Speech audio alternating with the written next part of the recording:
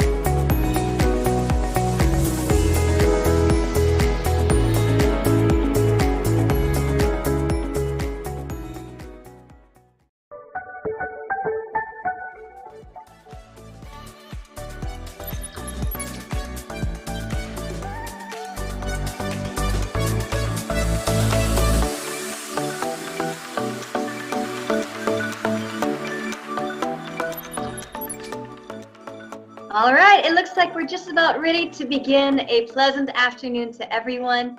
Welcome back to another episode of Eastern's e-huddle series, Ignite Fortifying Tomorrow.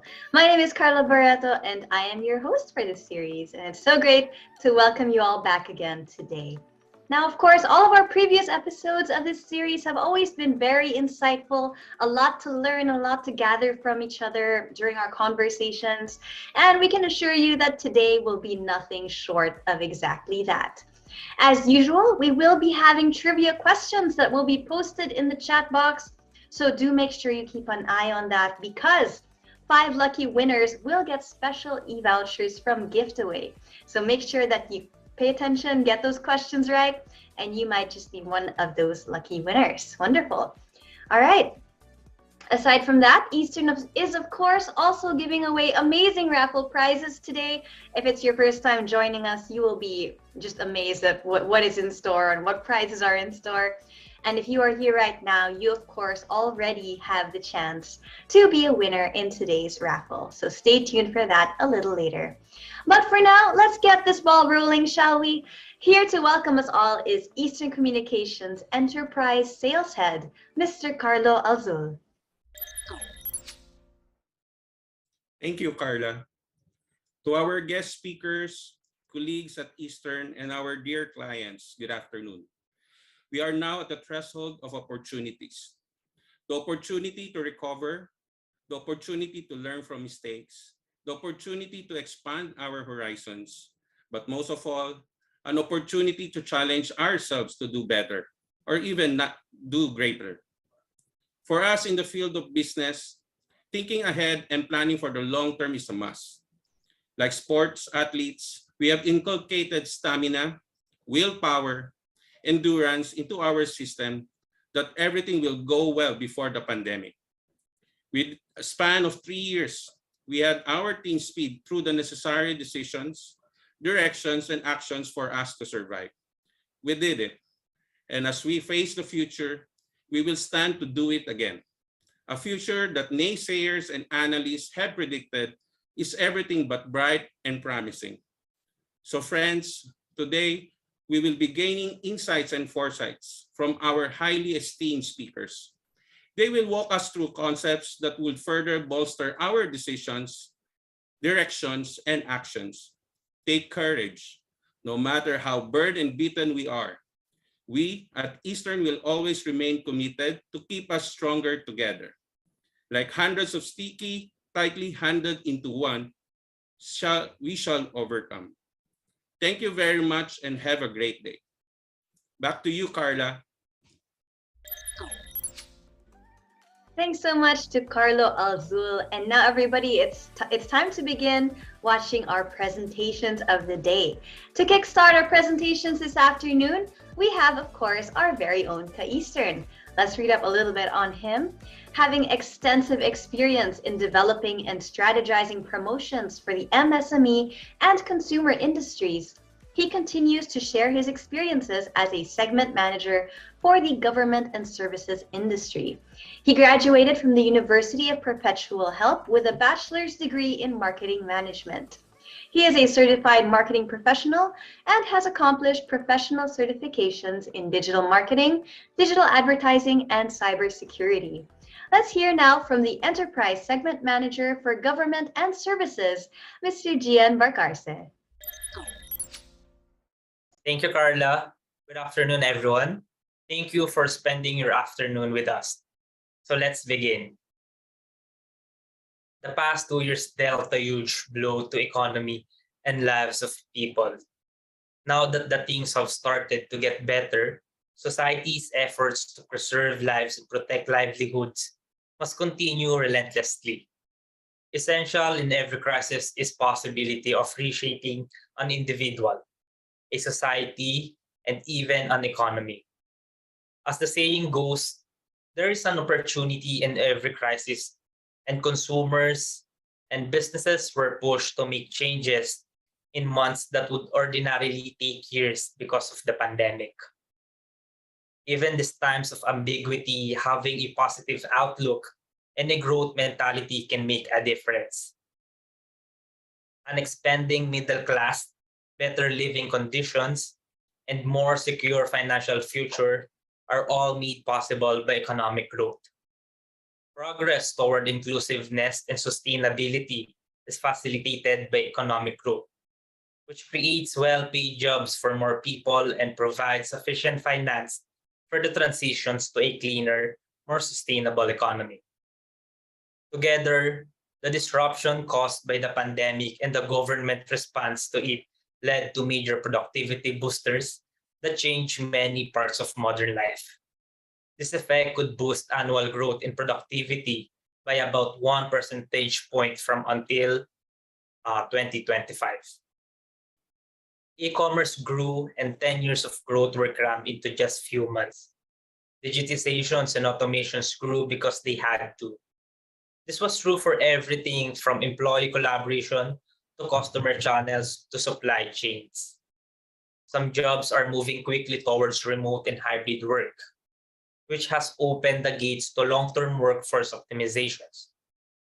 More than half of executives says that remote work and hybrid work models have led to higher individuals and team productivity. Large-scale government action led to new business models like virtual healthcare. The rise in technological advancement helped make 2021 the year that entrepreneurs took center stage. While the outlook for the future of the country is generally optimistic, we must also remain cautious and be mindful of hazards ranging from the economic to geopolitical. Keeping a close eye on this risk will place us in a better position to anticipate and react to potential challenges this may bring. In the midst of our normalcy, we must be on the lookout for any future disturbance, such as bullish inflation. The consumer price index is surging at a rate that hasn't been seen in the last 2 years generation. A company's ability to successfully handle the back and forth of inflation in a given industry. Whether it is driven by shifting demands or supply restrictions, might help it acquire market leadership. The labor mismatch. More and more workers are deciding to leave their positions. In the past year, voluntary attrition has risen, while involuntary attrition has declined nearly simultaneously. Employer must weigh their options when it comes to investing in employee training and productivity boosting equipment. Supply chain shortage. There has been a massive disruption of global supply chain due to a sudden rise in demand. Digital solution can help organizations overcome some of the stumbling blocks, but they aren't the only solution.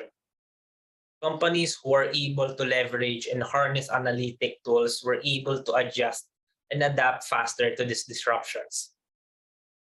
New COVID-19 variants impacts. More concern than answers about the infectiousness, immune evasion, and severity of COVID-19 variants are being raised as they spread.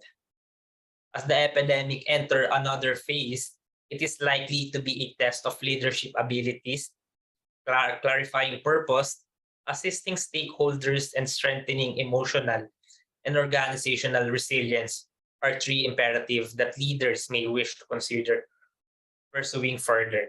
Geopolitical uncertainties. The geopolitical tension throughout the world is rising in many different regions. Businesses would wish to try to anticipate and respond to prospective government action in critical sector while also identifying areas for global collaboration on trade, climate, and technology. This could be a good strategy for both businesses and the government. Energy market volatility. With natural gas prices rising and more volatility projected in the coming years, the last year has been major increase in energy prices. There are other dangers that come with energy transitions such as growth investment being crowded out, customers not being able to pay the bill, and the grid infrastructure being vulnerable. Those risks will be managed by leading companies as they meet their net zero objective. How can businesses adapt should there be another crisis? First, be on the lookout for innovative value. Throughout the course of business history, companies have often relied on the list of justification to avoid undergoing challenging and costly reforms. But people are realizing that in order to keep up with the rapid shifts that are taking place in the market and maintain one's level of success, one must be brave enough to take risks and make difficult decisions. Organizations need to make the necessary investment in terms of time and mental effort to build a clear vision of how and where they need to progress, then plan for that transformation and put that change into action. Then embrace digital. It is important that businesses quickly adjust to the shift towards digital and remote working patterns, as well as shopping trends. The way consumers go about their shopping is undergoing fundamental shift, and several of these innovative models have already proven to be successful and well received that is almost guaranteed that they will remain in use. The most successful businesses are those who are careful about omnichannel nature of digital. Because of this, using emerging technology like voice recognition, artificial intelligence, augmented reality, virtual reality, robotics, 5G connectivity, and IoT can help create new products and solutions, especially in the government sector. The next point is prioritizing customer experience. Over 70% of consumers in 39 nations have changed their purchasing habits since the pandemic began. They were changing brands, platforms, and already shop. This change has renewed the focus on knowing clients at more granular level and on developing a deeper relationship through enhanced customizations and new services. To remain competitive in the face of the pandemic, businesses must develop new algorithms that do not depend on data and analytics to provide comprehensive views into their customers' behavior. In order to keep their customers from going else, businesses must also consider how to better understand the forces that shape shifting demands from their customers. In fact, technology that enables teams is a reality. While technology alone isn't enough to guarantee success, businesses must make sure that the latest and best innovation must really suit their needs. To take advantage of the insights that data and technology may provide, new processes and teams have to be established. Additionally, teams must be given the freedom to discover new opportunities and quickly make judgments and provided with suitable and relevant technology to support this. The combination of technology and purposeful innovation will empower teams and will be key to success. There are some key trends that organizations in the government sector can keep on their radar to improve the way they do business moving forward. The first is hybrid work. We have seen the change in how people work, where they work, and how the work gets done. With over 40% of the global workforce considering leaving their employer, a thoughtful approach to hybrid work will be critical for attracting and retaining diverse talent. Every organization should consider a new digital fabric for effective collaboration that brings together both digital and physical spaces. The second is building a hyper-connected government. Digital platforms create a virtual place for communities to interact and exchange informations, goods, and services. And these platforms are transforming how we work, socialize, and create economic value. By 2025, it is projected that processes will involve more proactive engagement. Moving forward, every process will be powered by data and AI, bridging both the physical and digital world when it comes to citizen service. Having omnichannel reach and service will be significant. Next, as the computing is becoming more distributed and embedded in the real world, one thing underlying everything is how large-scale AI models are now becoming platform and creating ambient intelligence all around us. Every organization will need a more distributed and autonomous computing fabric to build and deploy application anywhere, while taking advantage of this context-aware and adaptive capabilities. For example, in public transport, using satellite-based GPS vehicle identification image processing can make transport more efficient and safe. In general, government administration analyzing huge amount of government and structured data and using these for policy insights and intervention can help make more informed decisions. And finally, the need to protect everything with the end-to-end security. Cybersecurity is the biggest threat to digital transformation today, and it's the number one risk facing every government service moving forward. Cybercrime is costing companies more than $6 trillion each year, and this is expected to increase to about $10 trillion by 2025, which is why every organization needs a comprehensive tools across identity, security, compliance, privacy, as well as management across all of their tools. And they need to do this with cross-platform zero trust architecture. We at Eastern are dedicated to providing the best possible service to our customers.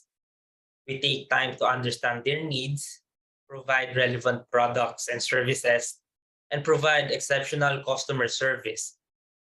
Having a heart of a service in all that we do is at the core of our culture. On top of a solid and reliable technology, delighting our customers the forefront of our brand of personalized service because human connections are equally important. We recognize that our customer needs have shifted and we will continue to shift in order to adapt to new ways of working, which is why we strengthen our ICT solution portfolio to help our customers be in a better position to emerge stronger and be better prepared for future disruptions. In addition to our connectivity solutions, we have a healthy suite of network, cybersecurity, cloud and data center, and business application solutions to address your business needs. That brings me to the end of my presentation. If you have any questions, I would gladly address them into the panel discussion. Should you want to know more about how we can help you, I encourage you to reach out our account managers. They will be more than willing to have a conversation with you. Thank you so much, everyone. Back to you, Carla. Thank you so much, Gian. Always so good to hear from our Ka-Easterns at the beginning of our e-huddles. So as he mentioned, more from him later during our Q&A segment.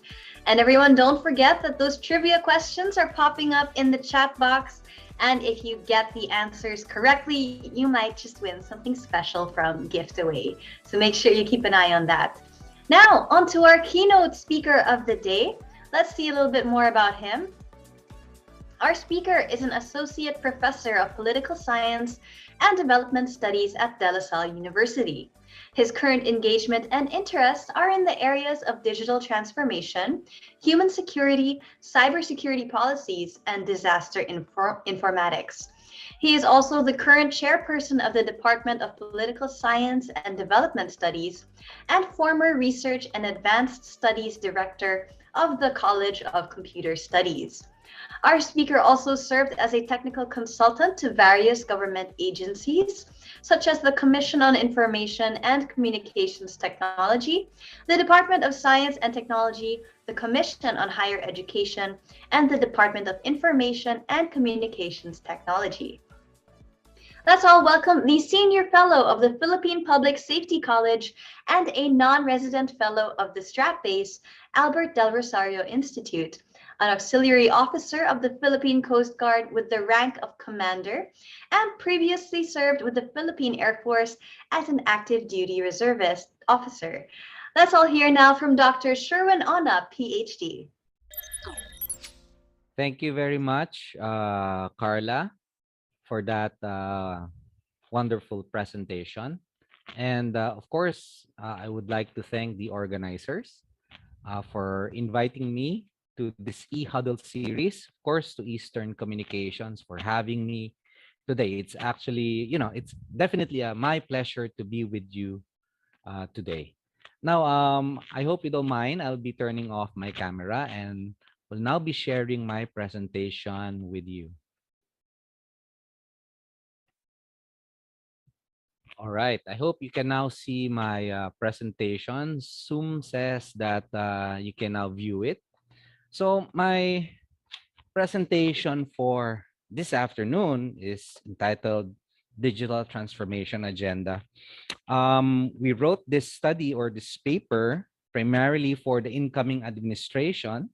We started this project late last year, and the idea was, of course, to present to the incoming administration some pathways, no? Some directions, no? For digital transformation, especially in government. Now, this is me.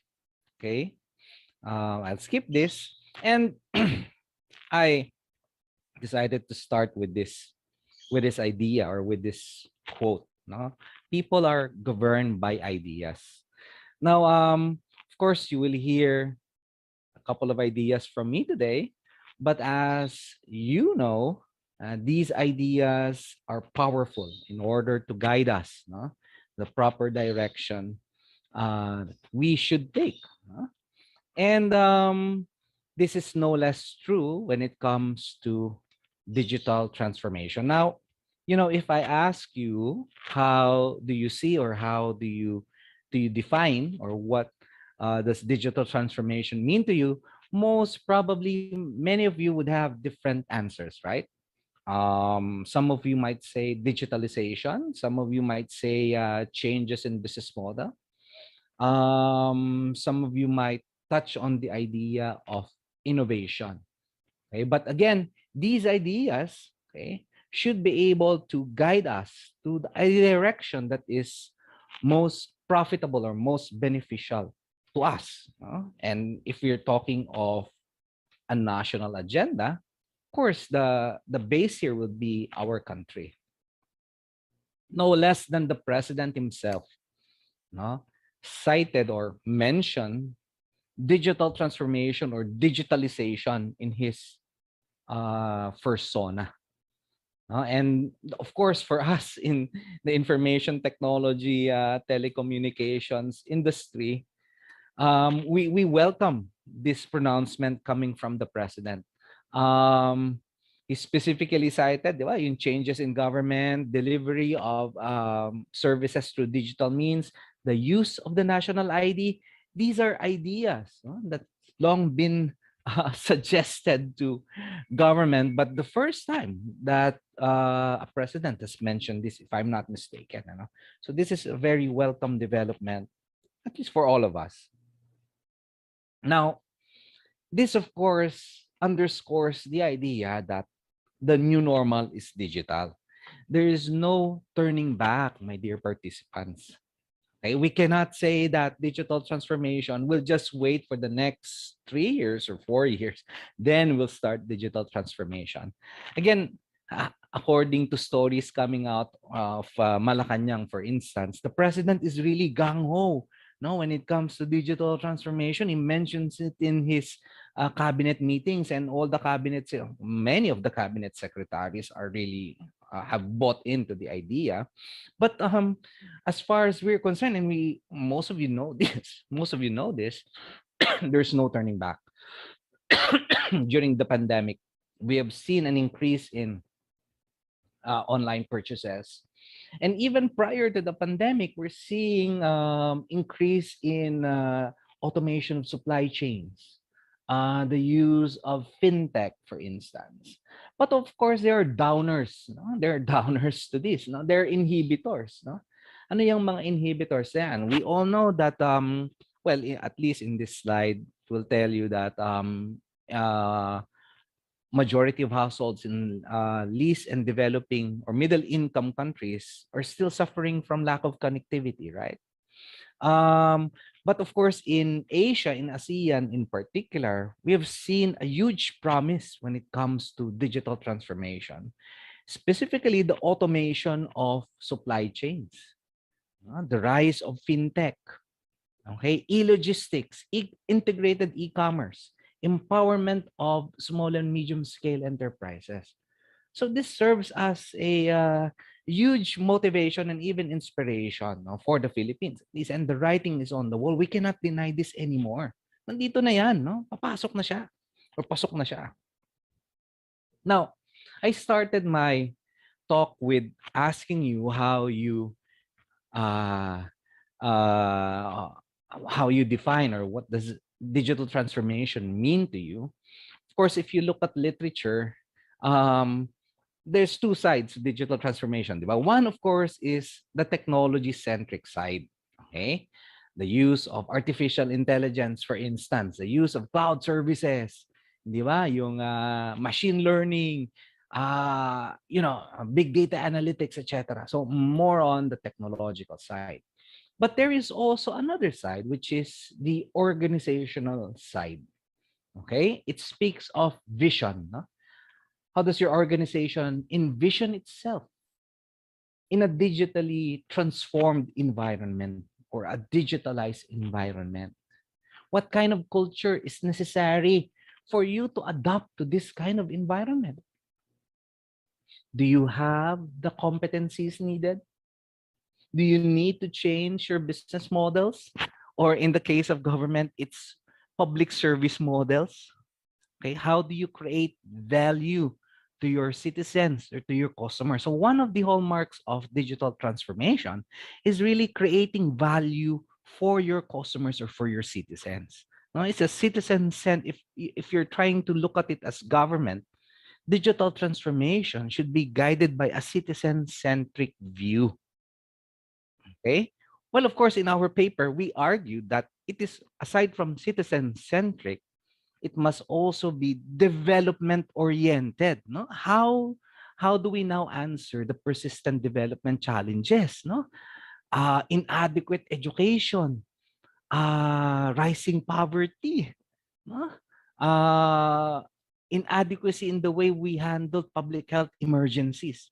So digital transformation as a lens for us is a useful tool to be able to look at new and innovative solutions to persistent problems.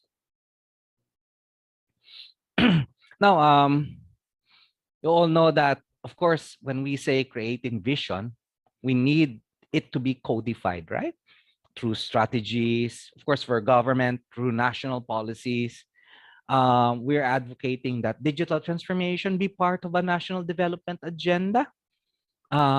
The strongest sign of this is the declaration by our political leaders that digital services should be digital by default, and the idea of government as a service platform, government as a platform to deliver services. Okay? This can be done through online means. We also would like to impress that if we are adopting digital transformation for government, for public services, then it should be citizen-centric. Okay? Government should be able to know, okay, what are the needs?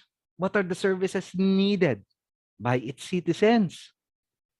Okay? It should also have the ability to source data. Okay?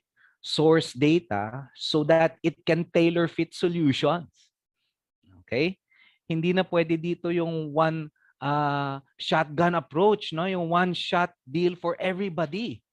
Solutions should be tailor fitted so that it can maximize the use of resources, especially limited resources. Hindi ba? Of course, when we say digital transformation, we are also cognizant of its security implication.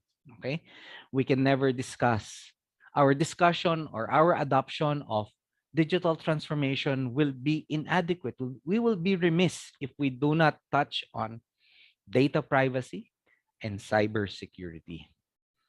Okay, we also recognize that digital transformation goes beyond our borders. Okay, It should therefore foster our relationship with our neighbors, di ba? With ASEAN, for example, the free trade zone that we're planning for ASEAN. For cybersecurity, Israel and Australia are good partners, and of course, our traditional allies, no? United States and the European Union. I cannot emphasize this enough. No, the private sector would play a crucial role in digital transformation. Government alone cannot do this. Okay, it does not have enough resources and capacities to do this. The private sector now should come in. And of course, lastly, we should be able to to tap, to harness enabling technologies like artificial intelligence, data analytics, cloud services, high performance computing, and the works. Okay. Now, if government goes digital, digital transformation to the public sector, then it should be able to use data, harness cloud services, okay? Develop an evidence-based culture, no? Hindi lang basta-basta yung decision making, but decision making should be like data driven. Hindi shotgun approach, one solution good for everybody, okay? And it should be open to innovation. It should be willing to listen to its constituency, okay? What do OFWs need? Okay? Especially if you lock down government for 7 months. Okay? What do local governments need when government is locked down for 8 months? Okay? These are the compelling questions that we think should drive digital transformation in government. Of course, there is technology involved here, di ba? Yes, technology is there. But as we say, technology is the easiest part of the equation. The hardest part really is to go for a citizen-centric approach and negotiate politically, how do we answer this? Okay? Okay. Now, the idea of government as a platform is another concept that we would like to drive at. Um, in this concept, government acts as an aggregator of data, aggregator of needs, and the dispenser of services. Now, this new concept uses a single data exchange infrastructure, of course, heavy reliance on APIs, data standards, and apps to connect to that infrastructure. So government now can source data, and by sourcing data, it becomes attuned to the needs of its constituency, either it be citizens, communities, local governments, private sector. And because of this ability to encapsulate the needs, it has now the power to deliver services, targeted services. Okay? So this is what GAAP is all about. Now, I'm sure you're all dying to ask, is government capable of innovation? Okay, with its big government and bloated structure, government viewed as a leviathan, no, as a big monster coming out of the sea. Is government capable of innovation? Is government capable of digital transformation? Okay. Oh, dadagdagan ko pa yung problema, no? I'm I'm now adding to your confusion, na. Now going to the Philippine example, a 2020 World Bank survey states that, digital transformation is really an uphill battle for the Philippines, an uphill climb for the Philippines. Why? Because 60% of its households still lack connection to the internet. The Philippines remain an analog economy because of low band penetration. We have the most costly internet access, and we have the slowest. Okay? This is not coming from me. This is coming from World Bank. Baka magalit sa akin yung Eastern, no? And of course, The BSP estimates that during the pandemic, yung kasagsagan ng lockdown, 500 million transactions. 500 million pesos approximately was lost due to cyber crimes. Okay? So maraming mga factors to look at. But of course, on the plus side, on the plus side, Filipinos are relatively digital natives, right? According to this study, this was a prominent study published last year, right? Filipinos spend most time in social media worldwide in 2020, logging in 4 hours and 15 minutes a day. I don't know if that's positive, but in terms of digital savviness, I believe that this is a plus factor for us. Um, we have the highest internet usage, despite of the fact that we lack broadband access. Many of us lack broadband access. We still manage to clock in the highest internet usage in the world. No? And according to a 2019 SWS survey, 45% of Filipino adults use social media, specifically Facebook. Okay, and 24% of this group access their news through social media. Okay, we have a good rating in terms of e-participation and open government. And of course, we're seeing an emerging fintech market or fintech sector. Now, we were asked if we're going to emulate a country, okay, what will that country be? That country should be Estonia. Some of our audience raised before, why not Singapore? Let's go for the best, no? Let's look at Estonia, for instance. This is incorrect, no? The slide. It's actually not 90%, but 99%. The Estonian government claims that 99% of its services can be accessed or can be done online. In fact, in one of its advertisements, they claim that there are only 3 transactions left that you cannot do online in Estonia. That is having to get married or yung marriage ninyo, yung marital license, getting divorced, and having to sell real estate. And you know what, guys? This was started by Estonia through a national ID card, and they call it a citizen ID pass or card. Okay, and through that card, they established what we call X Road. No, it's a data exchange infrastructure that allowed government agencies to connect to it, and that infrastructure allowed interoperability among government agencies. Of course, in Estonia, internet access was is considered and was codified as a basic human right in their constitution, and they boast of having online taxes. As early as 2001, they started their online voting in 2005, and by 2019, 45% of their population is voting online. They started their digital ID back in 2002.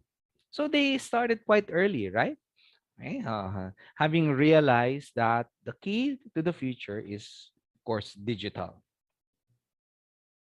Okay, and a little bit on that X Road. That X Road is an open standard, open source infrastructure, and you might be tempted in thinking that kasi Estonian government magaling yan eh. Actually, the truth is only for the first 2 or 3 years, if I'm not mistaken, the X Road was handled by the government. Then they transferred it to a private organization called the Nordic Institute for Interoperability Studies. So I believe that this is a private sector-led institute. Okay, and in that X Road endeavor, they did not have a centralized database. In fact, they maintained independent databases of the agencies kasi they knew that they will be in for a fight if they integrate everything into one and have it handled by a single institution, no?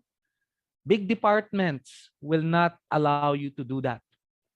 Okay? Big departments will not allow you, they will not let you have them relinquish authority, especially over their information and over their data.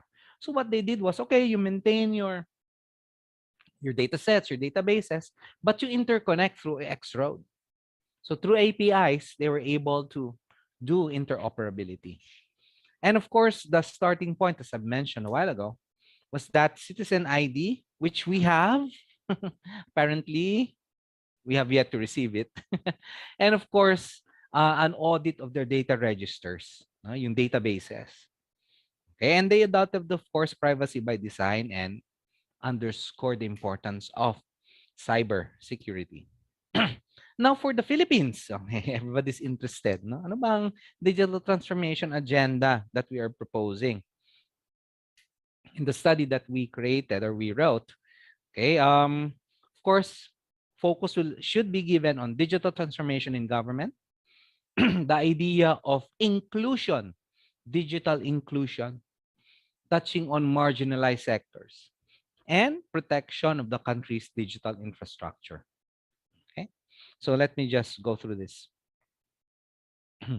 If we're going back to this now, when we say digital transformation, we're talking of an interoperability framework, a data governance model.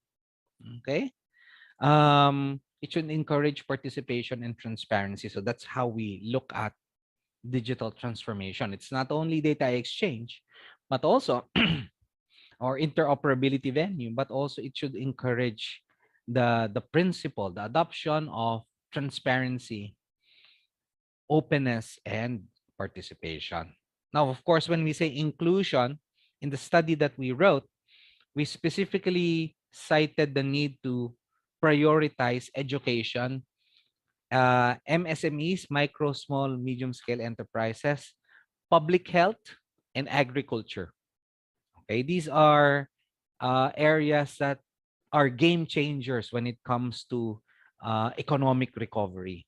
Okay, as you know, we need it. Okay, and of course, digital protection of the digital infrastructure. In this case, cybersecurity or cyber defense in general. Now, how do we see this? Essential components of digital transformation, the Philippines. First, of course, we need to have that vision. Okay, everybody should believe in that vision. Okay, how do we see digital transformation occurring in the Philippine government? Okay, what does digital transformation mean for government services? Okay, do we still follow the old model that everybody does their own thing? Everybody goes to a fragmented way of doing things? Or do we now have an integration of services? Okay, do we now target using a citizen-centric model? Do we now target specific sectors? Like, for instance, OFWs. Okay.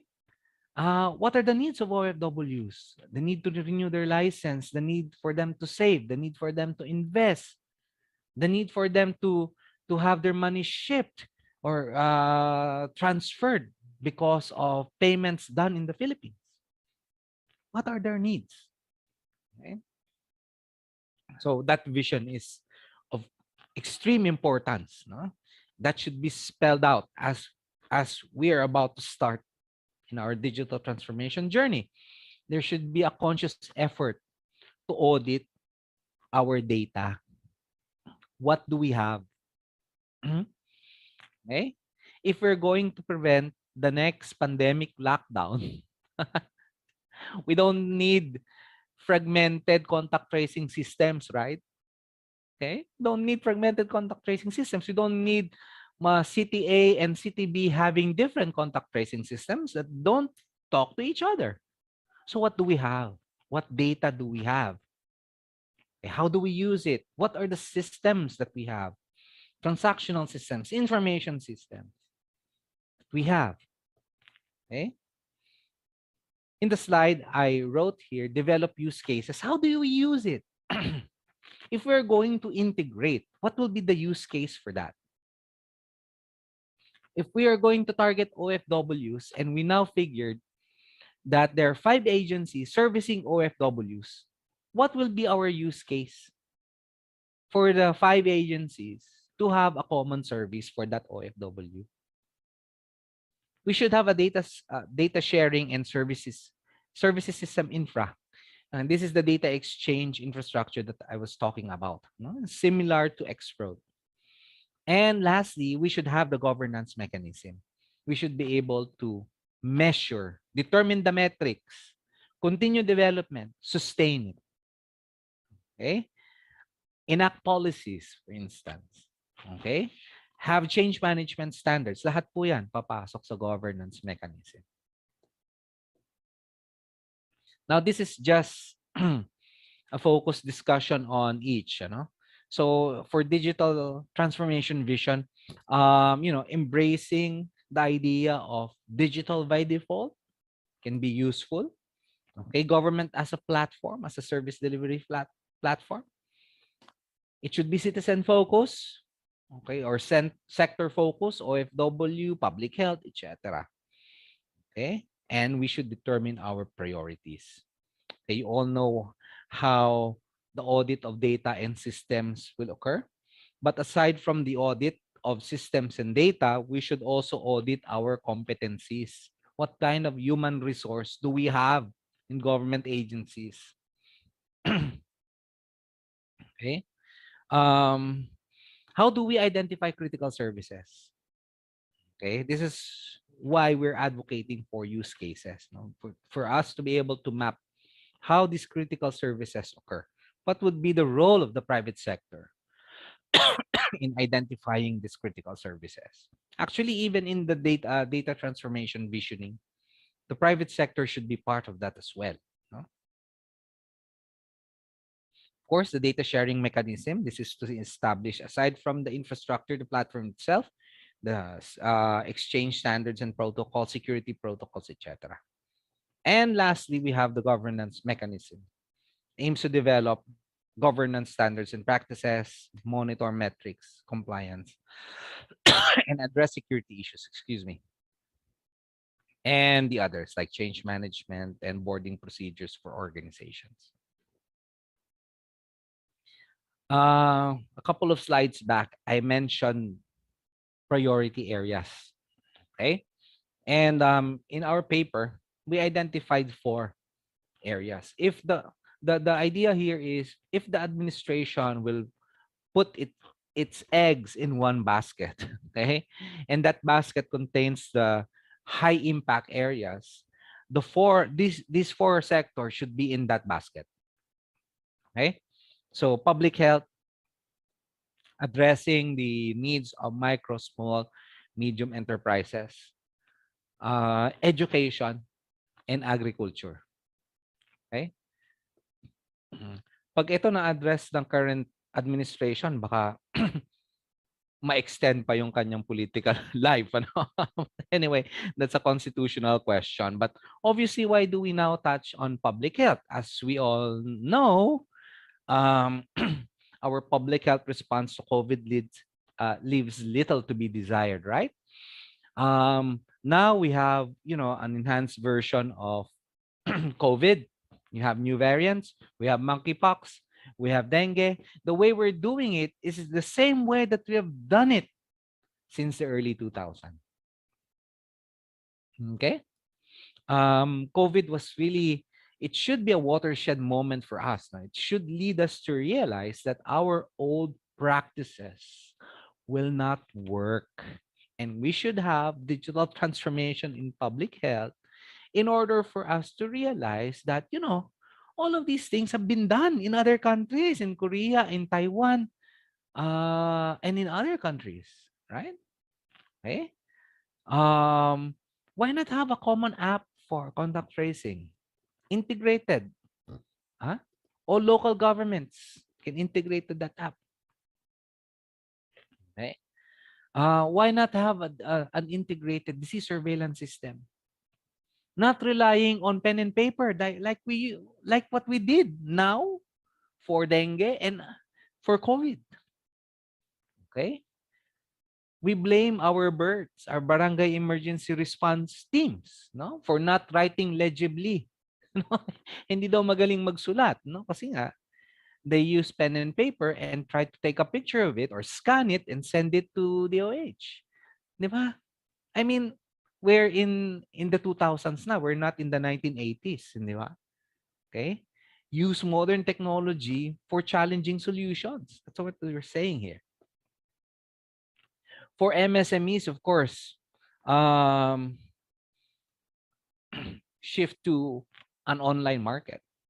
Okay? Empower our MSMEs to drive their businesses using online means. Okay? Empower them to adopt, fintech and trying to link them with the market and suppliers. Diba? Not in the way that we have done it, no? Like, merely relying on social media for marketing and buying. No? That is a very inadequate way of looking at things.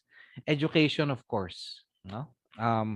We all know this. No? I know that you've seen this latest World Bank uh, study. I think it's a World Bank study that rated the Philippines at the bottom heap of adoption to the pandemic in terms of our education. No?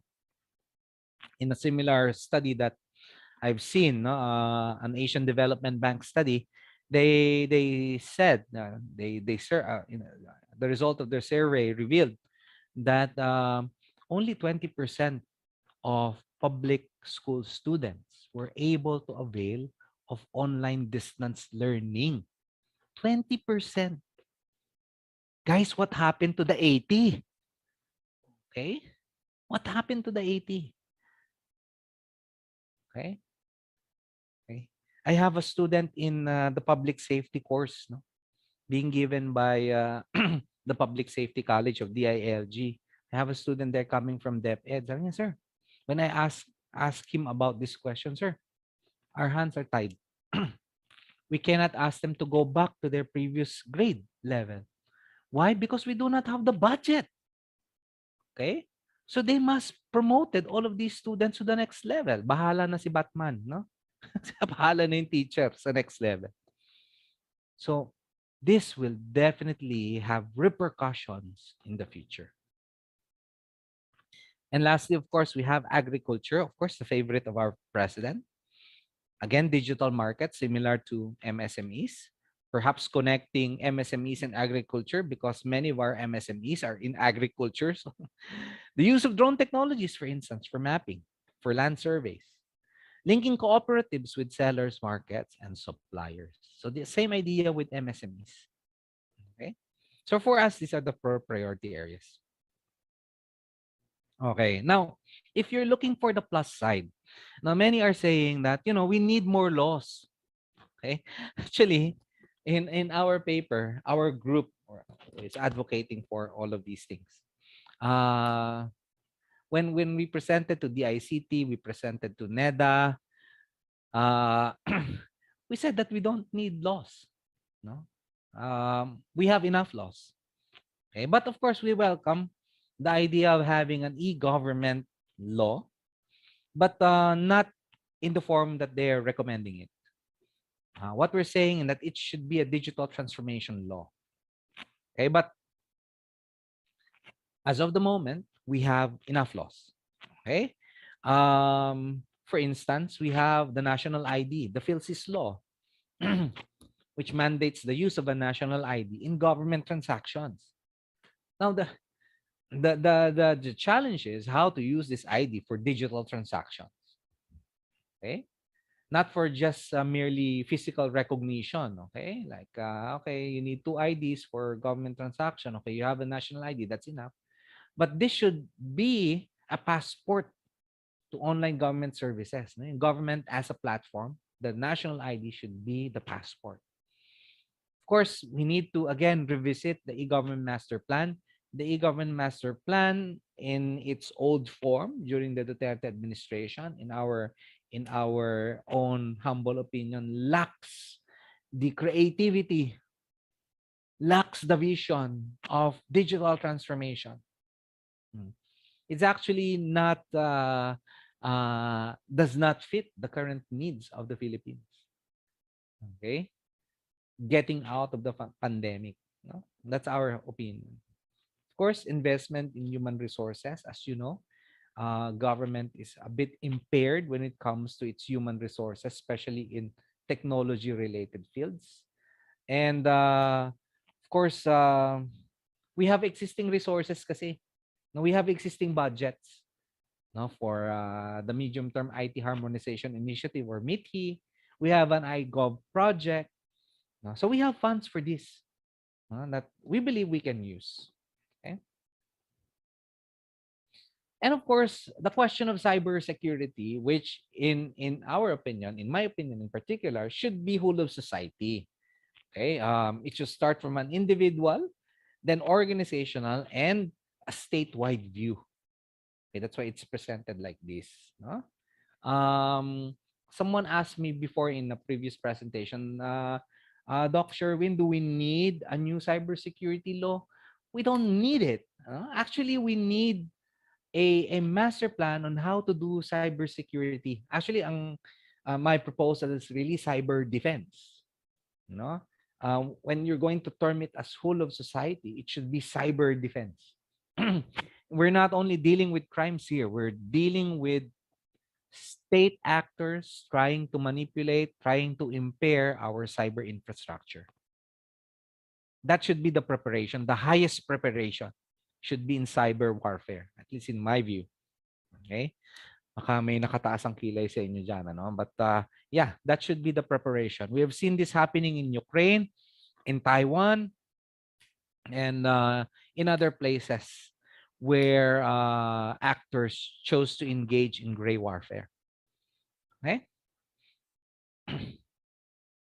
And on the policy side, okay, much work is needed.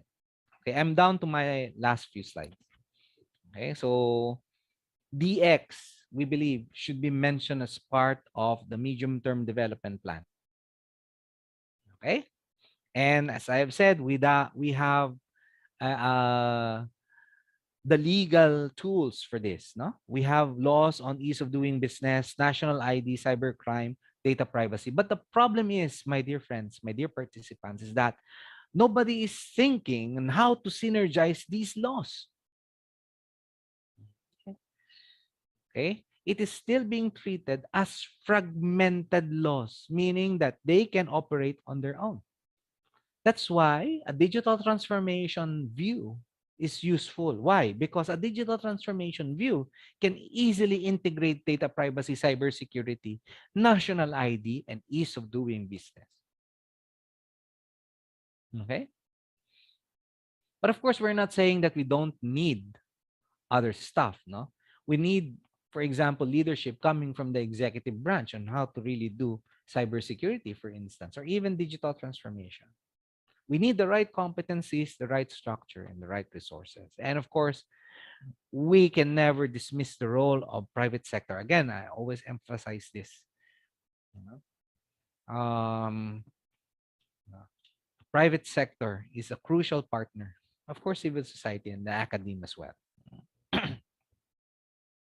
Are we at a crossroads? We believe so. Okay. This president has presented a vision for the country, and looking at it from perspective of an technology advocate or an academic, I believe that this vision was explicitly laid out for us, and this is the right direction. We have no choice. Are we going back to the old ways? And that's the choice that we must take. Huh? Like for instance, in public education, no? I think the vice president has spelled out her plan to have 100% face to face. But will we go back to that 100% face to face again? What about the investments done by private schools in terms of their online learning? Okay. Uh, What about the next pandemic? What if the next pandemic happens in 3 years or 4 years time? Remember, we're not yet done with the current pandemic. What if a shooting war erupts between Taiwan and China? Are we going back to a pure face-to-face? This should be in the minds of our policymakers. Okay, and of course, we should advocate for it. No, us in the academe, we can be a voice, and of course, in the private sector as well. You from the private sector can be a strong advocate for this. Okay, these are the recommendations that we stated in our paper. Okay, have that priority areas. The vision should be very explicit. Okay, digital transformation is digital by default. Okay, it's full of society and it's good governance, and it should have a roadmap. Okay, to signal commitment. And of course, an executive task force should oversee this, no? Kailangan may power ng president eh. Okay? The Secretary of Finance or the Secretary of Budget should be part of that. And the Secretary, of course, of ICT should be part of it. No? We have numerous examples to look at. Estonia, Australia, United Kingdom, and the United States. We should incentivize digital transformation and should continue developing communities of practice, research, and development. All right. All right. That's it. I think that's it for me. And thank you very much for listening. I hope that this was a productive session for you. I'll now turn you over to Carla. Thank you very much. Thank you so much, Dr. Sherwin Ona. More from him later as well. Indeed, the new normal is definitely digital, and I think it's fascinating to see and to learn, in a more in-depth capacity how the public sector is not exempt to that. So we'll be diving in more on that later. But for now, it's time to introduce our third speaker of the afternoon. Our third speaker is a cybersecurity enthusiast with more than 9 years of experience in network and security technologies. As a Fortinet Security Philippines system engineer, he works closely with account managers handling enterprise and public sector, providing pre-sales support and technical consultancy to customers. He holds various industry recognized and earned his bachelor's degree from the University of the East. Let's welcome Fortinet Security Philippines Inc. Systems Engineer, Mr. Irvin Jun Uson. Okay, thank you, Carla, for that wonderful introduction. So, good afternoon, everyone. I am EJ from Fortinet Philippines. I'm one of the systems engineer for public sector. And today, I'm going to discuss the role of cybersecurity in government digitalization. This topic is very timely as our president mentioned this during his first State of the Nation address. So, on my next slide, here are the agendas.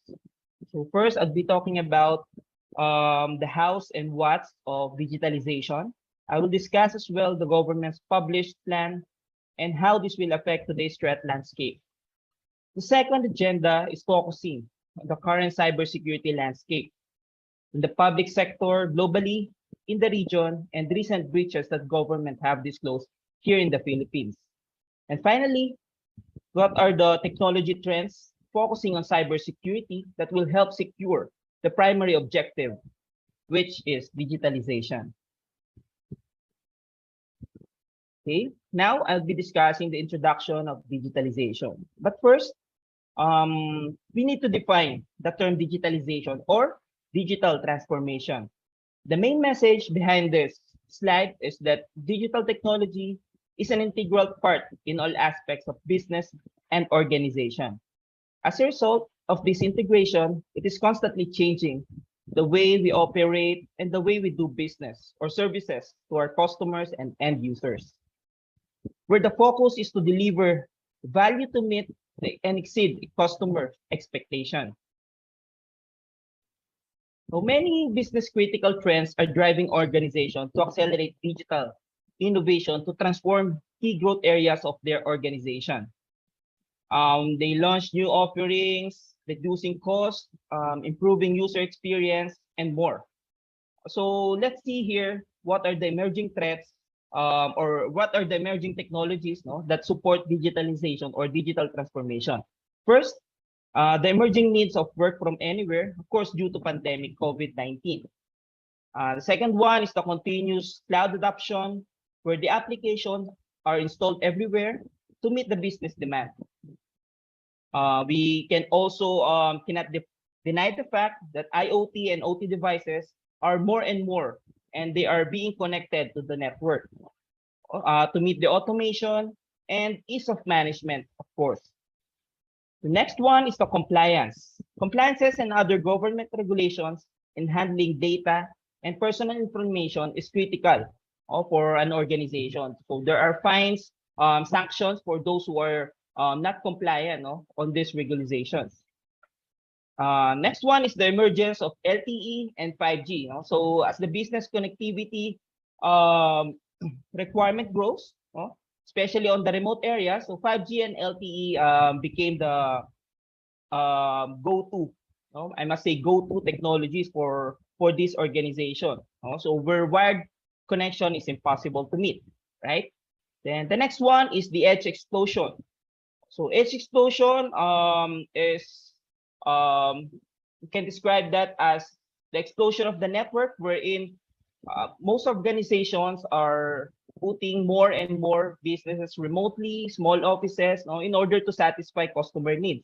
Also, as long as there is a customer that needs that service, the organization will put up business or even small offices, and that explodes the network. So that opens up another edge or another entry point for attackers. And last but not the least, of course, is to improve the end user experience, or we can say the digital experience of the consumers, right? However, these vital efforts also exponentially grow the organizational digital attack surface and increase the cyber risk. And in the public sector, it is still the one of the most targeted of the threat actors, right? So now we can see, before our president stressed out the need of digitalization in the recent SONA or State of the Nation address, actually, the Department of Information Communications Technology already crafted the e-government master plan, or what we call the EGMP 2022. So the main goal of this plan is actually to establish a one digitized government for the nation. So imagine different government services integrate with each other to have a common platform or portal. It also aims to have a database building, resource sharing for the entire ICT for all these government agencies. So through digital transformation of the government EGMP 2022, it intends to address the following objectives. So first is to optimize government operations, which is to provide more efficient service delivery platform to consumers or the citizens. They also intend to integrate e-government systems and enable knowledge, information, and resource sharing as well. Next objective is to engage citizens. So they need to unlock the insights to improve citizens to adapt to this digitalization. So digitalization is useless if the citizens themselves don't use it, right? So they ensure that the delivery of the public knowledge regarding these services are well transmitted to the public, right? Next one is to transform services. So they need to transform the business transaction. So before, you have a long queue physical lines, you need to visit these offices. So in order for this digitalization to work, they need to eliminate as much as possible physical engagement. So the license acquisitions, the permit processing, the fees. So they aim to make them digitalized or online, right? And the next one is to empower government employees. So again, no, it's not only the consumers, no, that need to be trained, but as well as how government employees embrace digitalization, right? So we know the government employees themselves will handle, will administer this system, this the digitalization initiatives, no. So might as well they should be empowered in terms of cybersecurity and in terms of how they will be able to efficiently manage and administer these systems, right? And now let's take a look at the building blocks of the ecosystem of this EGMP 2022. One thing we can highlight is the upper block, which put emphasis on security and connectivity of infrastructure, right? So because DICT do understand as well that digitalization comes with security risk. So in fact, they also launched the National Cybersecurity Plan of 2022. Okay. So just to give a little bit of an outline or overview of the cybersecurity plan. So the primary goals of this plan is first, assuring the continuous operations of the nation's critical infrastructure. So what are these? So these critical infrastructures are the water utility, power generation, and these are what we call, no, in layman's term, as the operational technologies. No? And we are talking about, when we are talking about operational technologies, now it is something that needs to put more attention, right? Because the moment these operational technologies have been or will be breached, no, so it could affect lives, no, not just data theft, not just data exfiltration, not just bringing down the system, but affect the physical lives of the citizen, no, or the consumers themselves, right? So one of the examples in Florida, no, back in 2021, actually the water system, the water treatment system was breached, right? So the hackers penetrated that system to what they did was to modify, no, the treatment chemical level, no, of the water treatment system. So in effect, no, if that particular attack pushed through, no, so luckily the operator noticed it, and as soon as the hacker um went out of the system or get out of the system, no, the operator immediately rolled back, no, the settings, no. So what could have happened is to poison, actually to poison 15,000 people in the state of Florida. Okay. So the next one, the next goal is to implement cyber resiliency measures to be able to respond to threats, right? Next one is, of course, coordination with law enforcement. So now we have established this different agencies, no, not just with DICT themselves, but they are in partner with other government agencies such as DOJ, PNP, and other sub agencies such as CACC and so forth, right? So coordination with law enforcement to be able to stop or investigate and even prevent future attacks or future attempts, no, to breach government organizations or even private entities, right? And lastly, um, we need to educate, continuously educate the society. So I believe this is one of the objective as well of this session, no, to have an educated society ready for cybersecurity risk, right? Okay, so now we're gonna discuss the cybersecurity landscape in the public sector vertical. Okay, so as work from anywhere becomes normalized, many government agencies are undergoing digital transformation to improve user experience, drive greater transparency for users, and overall modernization of IT. Okay, all of these advancements improve network functionality across the board, but without integrated security architecture, these improvements also expand the attack surface for these vital organizations. Okay. So first, you can see the numbers here on the slide, no? So these are actually data from 2021. So public sector has been a constant, no, target or have a growing attack surface. So it's the top target in 2021, no, based on FortiGuard Labs, no, based on exploit-based attacks. So these are attacks that exploits vulnerabilities to legacy systems or even newer systems. No, as soon as they find vulnerabilities, so they are able to launch some exploit-based attacks, right? Next one, 36% of the ransomware detections, no, have been recorded as well, no. So ransomware, if some of you may not know it, so ransomware is the malicious software, no, that intends to encrypt or destroy the data, no. So in order for the victim to restore their data, they need to pay ransom, no. So typical na ransomware, right?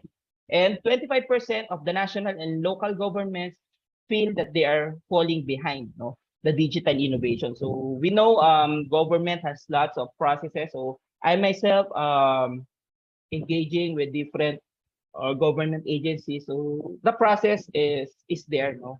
So they cannot just purchase in weeks, in months, no, but sometimes multiple number of months, no, in order to purchase the approval, no. So that's why I think digital innovation, no, they think they are falling behind, right?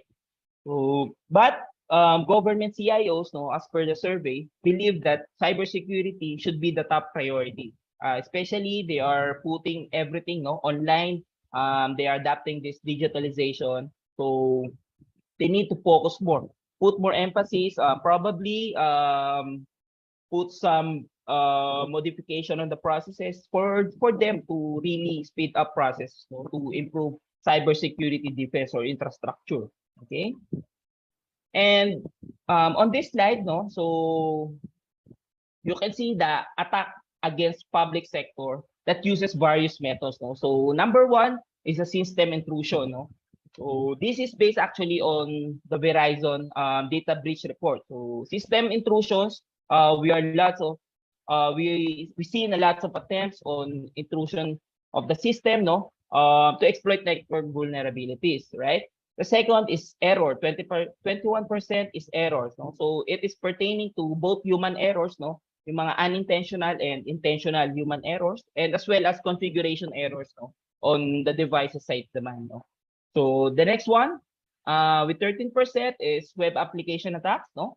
So later I'll be showing, no, some one of the dangerous, no, web attack that has happened to the Philippine government, no. So web attacks, mainly web defacement, data leakage, database exfiltration, and other motives, no, are also rising. Then we have lost and stolen assets from social engineering, no. So we are very familiar, phishing, smishing, no, when the form is in SMS, no. So I myself, no, as a private citizen, no, I've been also a target as well, and I'm sure, no, many of you can relate, no, that phishing and smishing, especially text messages, are growing, no, in recently, right? So I'm always receiving some unsolicited messages, no, to click these links, no. And imagine, no, of course, we IT practitioners will not easily fall, no, from those phishing and smishing attacks, no. But imagine the normal citizen, no, your lolas, your titas, probably that is not well aware, no, of these attacks, no. Probably they have tried to click those links, no, and who could have imagined, no, where those links will bring them, no, right? They can provide probably their information, their credit card details, their bank details, no, and so forth. So that's one, no. And last but not the least, is the privilege misuse and other types of attacks. So when we're talking about the privilege misuse, so the least privilege is not implemented. So meaning the normal users could access some admin rights or could have admin rights, no, to some systems. And that mainly because of configuration errors normally. Okay. So on the next slide, no, so these are the different tactics and techniques, no, based on the MITRE in government in the Q2 of 2022. So we can see the defense evasion, execution, privilege escalation, persistence, and discovery. And along these tactics, no, the techniques, no, that are under this tactic. So first, the defense evasion. So defense evasion consists of techniques that adversaries use to avoid detection, no, throughout their compromise, right? So imagine they are in your network, but you are not noticing it, right? The main use or the main tactics used is to uninstall or disable the defense evasion, no, or the defenses used in your network. So meaning,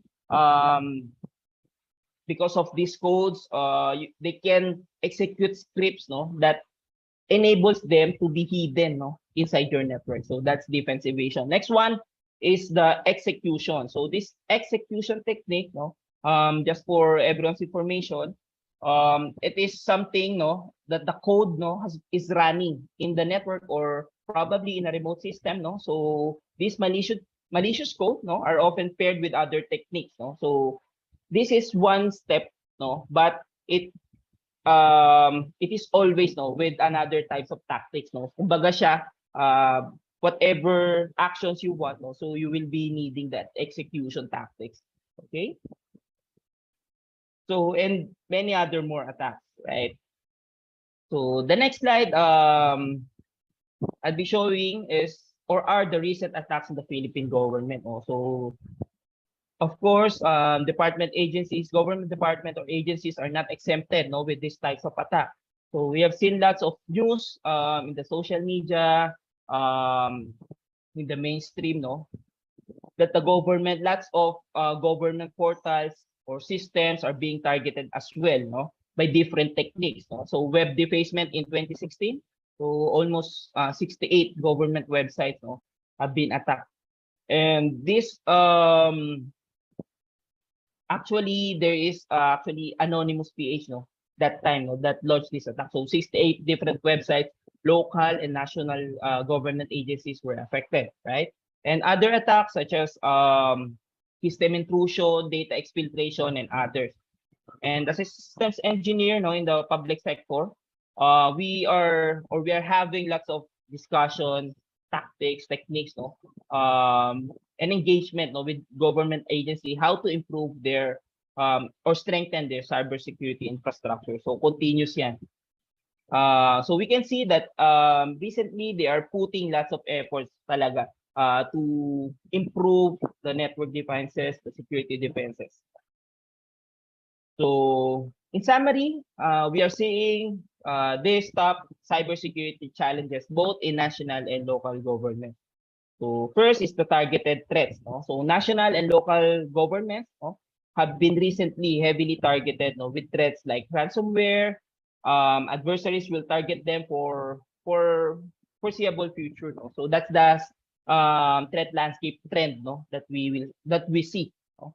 So smaller entities such as local government entities here in the Philippines, no, are also starting to digitalize, no, to connect everything to their network, no, the adoption of cloud, no. So we have also LGUs, no, engagement as well, no, that we are seeing they're putting their data outside their network. And since this some of this enterprise or organization, no, have very limited budget, so they are being targeted, no, by attacks because hackers pretend or assume that their defenses, cybersecurity defenses, are not as strong, no, when it compared to large organization or enterprise organization.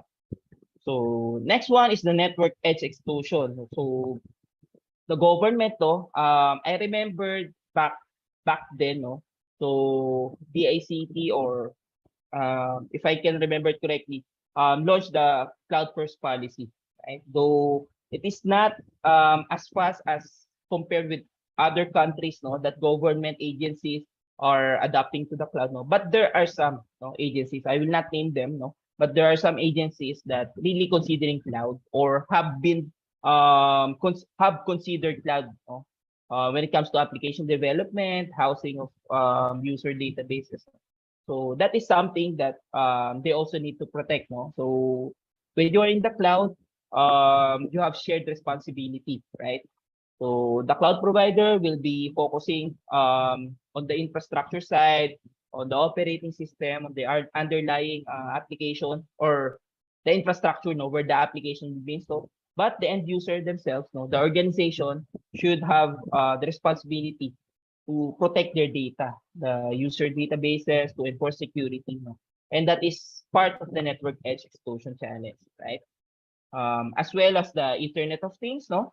So you can imagine those printers, those security cameras, no? They are being accessed over the internet, no? So as soon as they are accessed over the internet, you can also expect that someone who has bad intention could also access that device, right? So back in 2016, the Mirai botnet attack utilized these headless devices, IoT devices such as printers, CCTVs, no, in order to launch a very large-scale DDoS attack. No? So that's part of the network edge explosion. So next cybersecurity challenge is the integration of security architecture. No? So um, the legacy approach of in cybersecurity, so you are building the best of breed cybersecurity solution. No? The that is good, no, in a sense that you have the best of breed, you have the latest technology on that particular solution, but the problem is how these solutions are integrating with each other, no. So if these solutions are working in silo or they're point products, no, so the tendency is you will have slower response time, no, when it comes to breaches and incidents. Okay.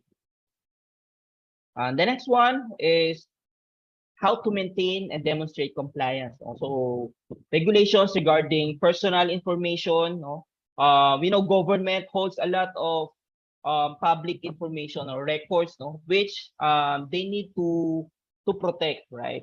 And we have recently launched the Data Privacy Act, no, which aims to protect the personal identifiable information, right? So government agencies or offices, no, offering services to the citizen, no, should always observe, no, protecting this personal identifiable information. Okay. So the next challenge is secure telework, no. So even post pandemic, currently we are seeing not just government offices but private entities, organizations that have adopted already the teleworking or remote hybrid working setup, right?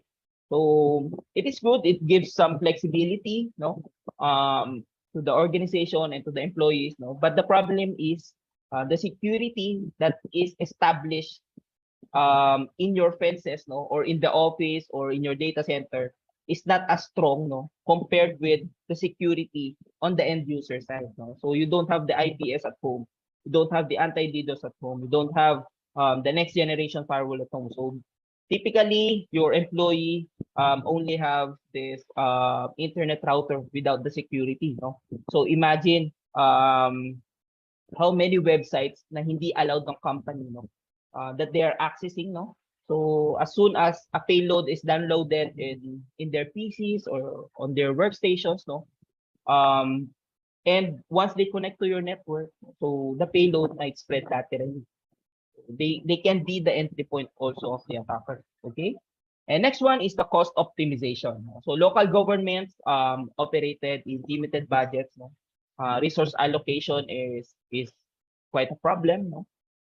But they can innovate or have some improved processes, no, in order to overcome this challenge as well. Okay.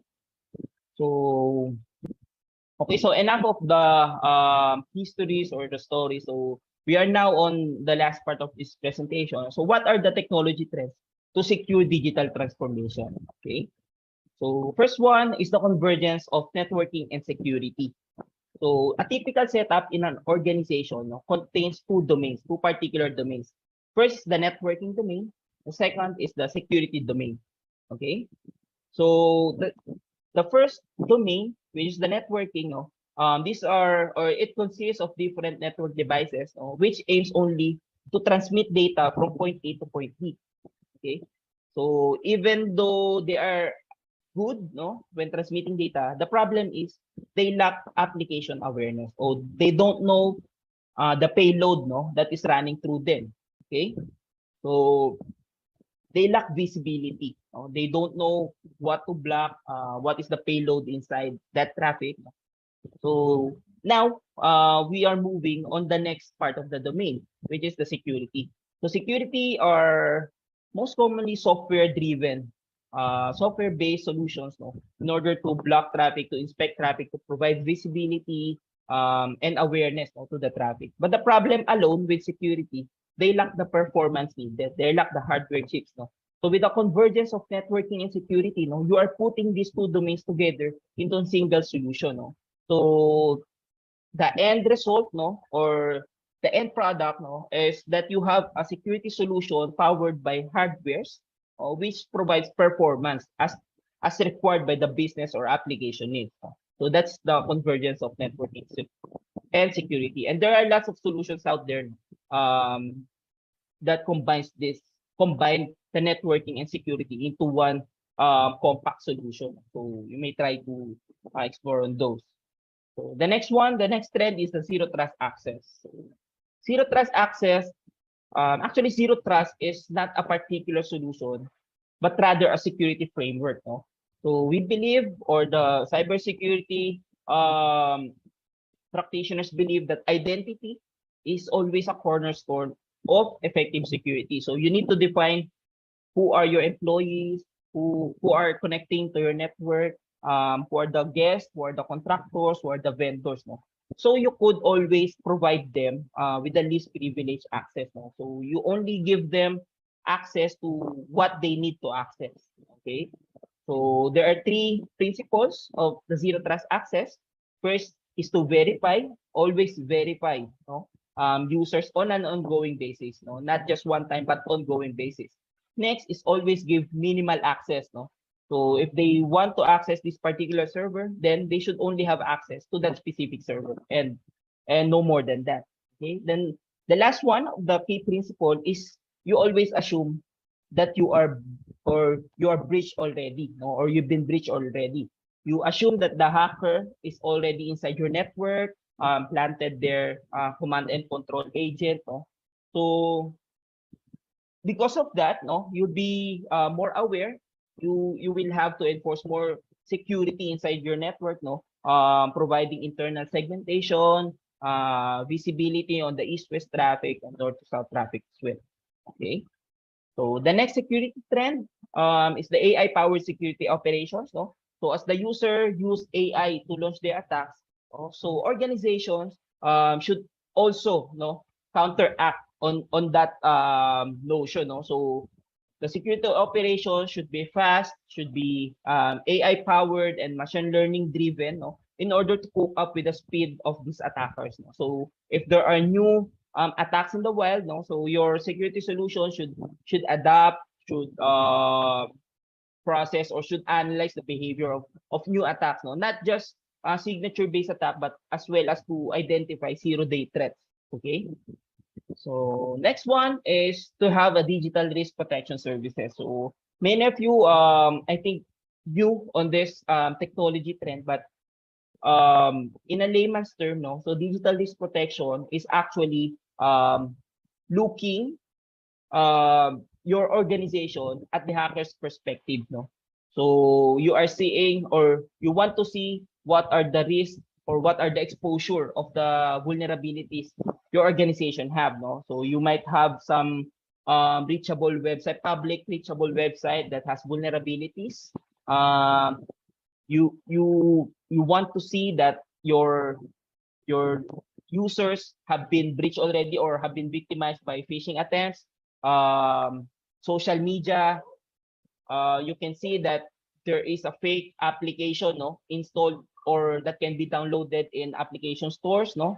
So ganun siya tinitingnan. So it's somewhat an external view of your network, no. And one of the most important part of this digital risk protection service is that you'll be able to see if your data are being sold in the dark web, no? So yung mga digital risk protection services solution, no, they have visibility on the dark web, whether your data is already there, whether some threat actors are planning, no, against you.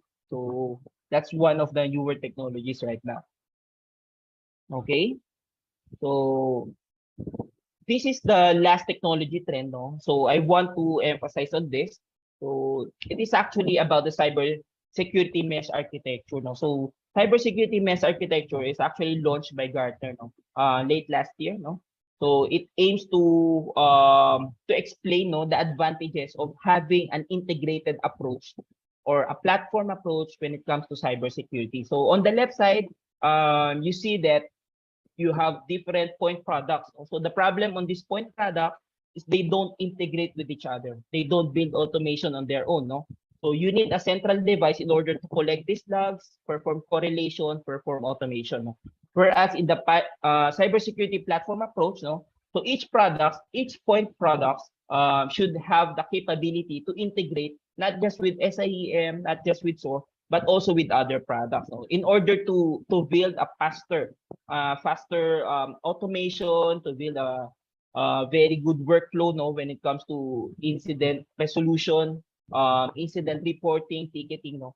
So for example, your endpoint security should be able to integrate with your network firewall. So once the endpoint security scanned that there's a vulnerability or security risk, no, on an endpoint, on a certain endpoint, then that particular endpoint solution should flag immediately your network firewall or your WAF, your web application firewall, in order for them to not wait, no, for this user to connect, but rather create an automatic policy to block, no, as soon as this user connects. So you can see the faster resolution, the integration point is very seamless. So that's what a cybersecurity platform approach is.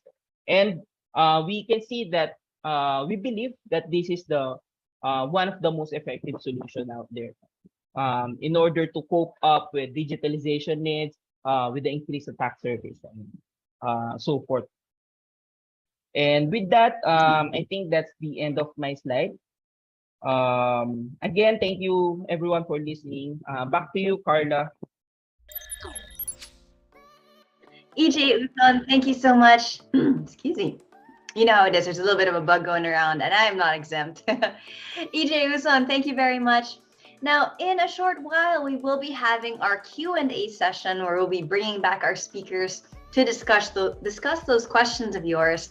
But first, it is time for our electronic raffle, which we have every session here on eHuddle, and it is time to give away some exciting prizes.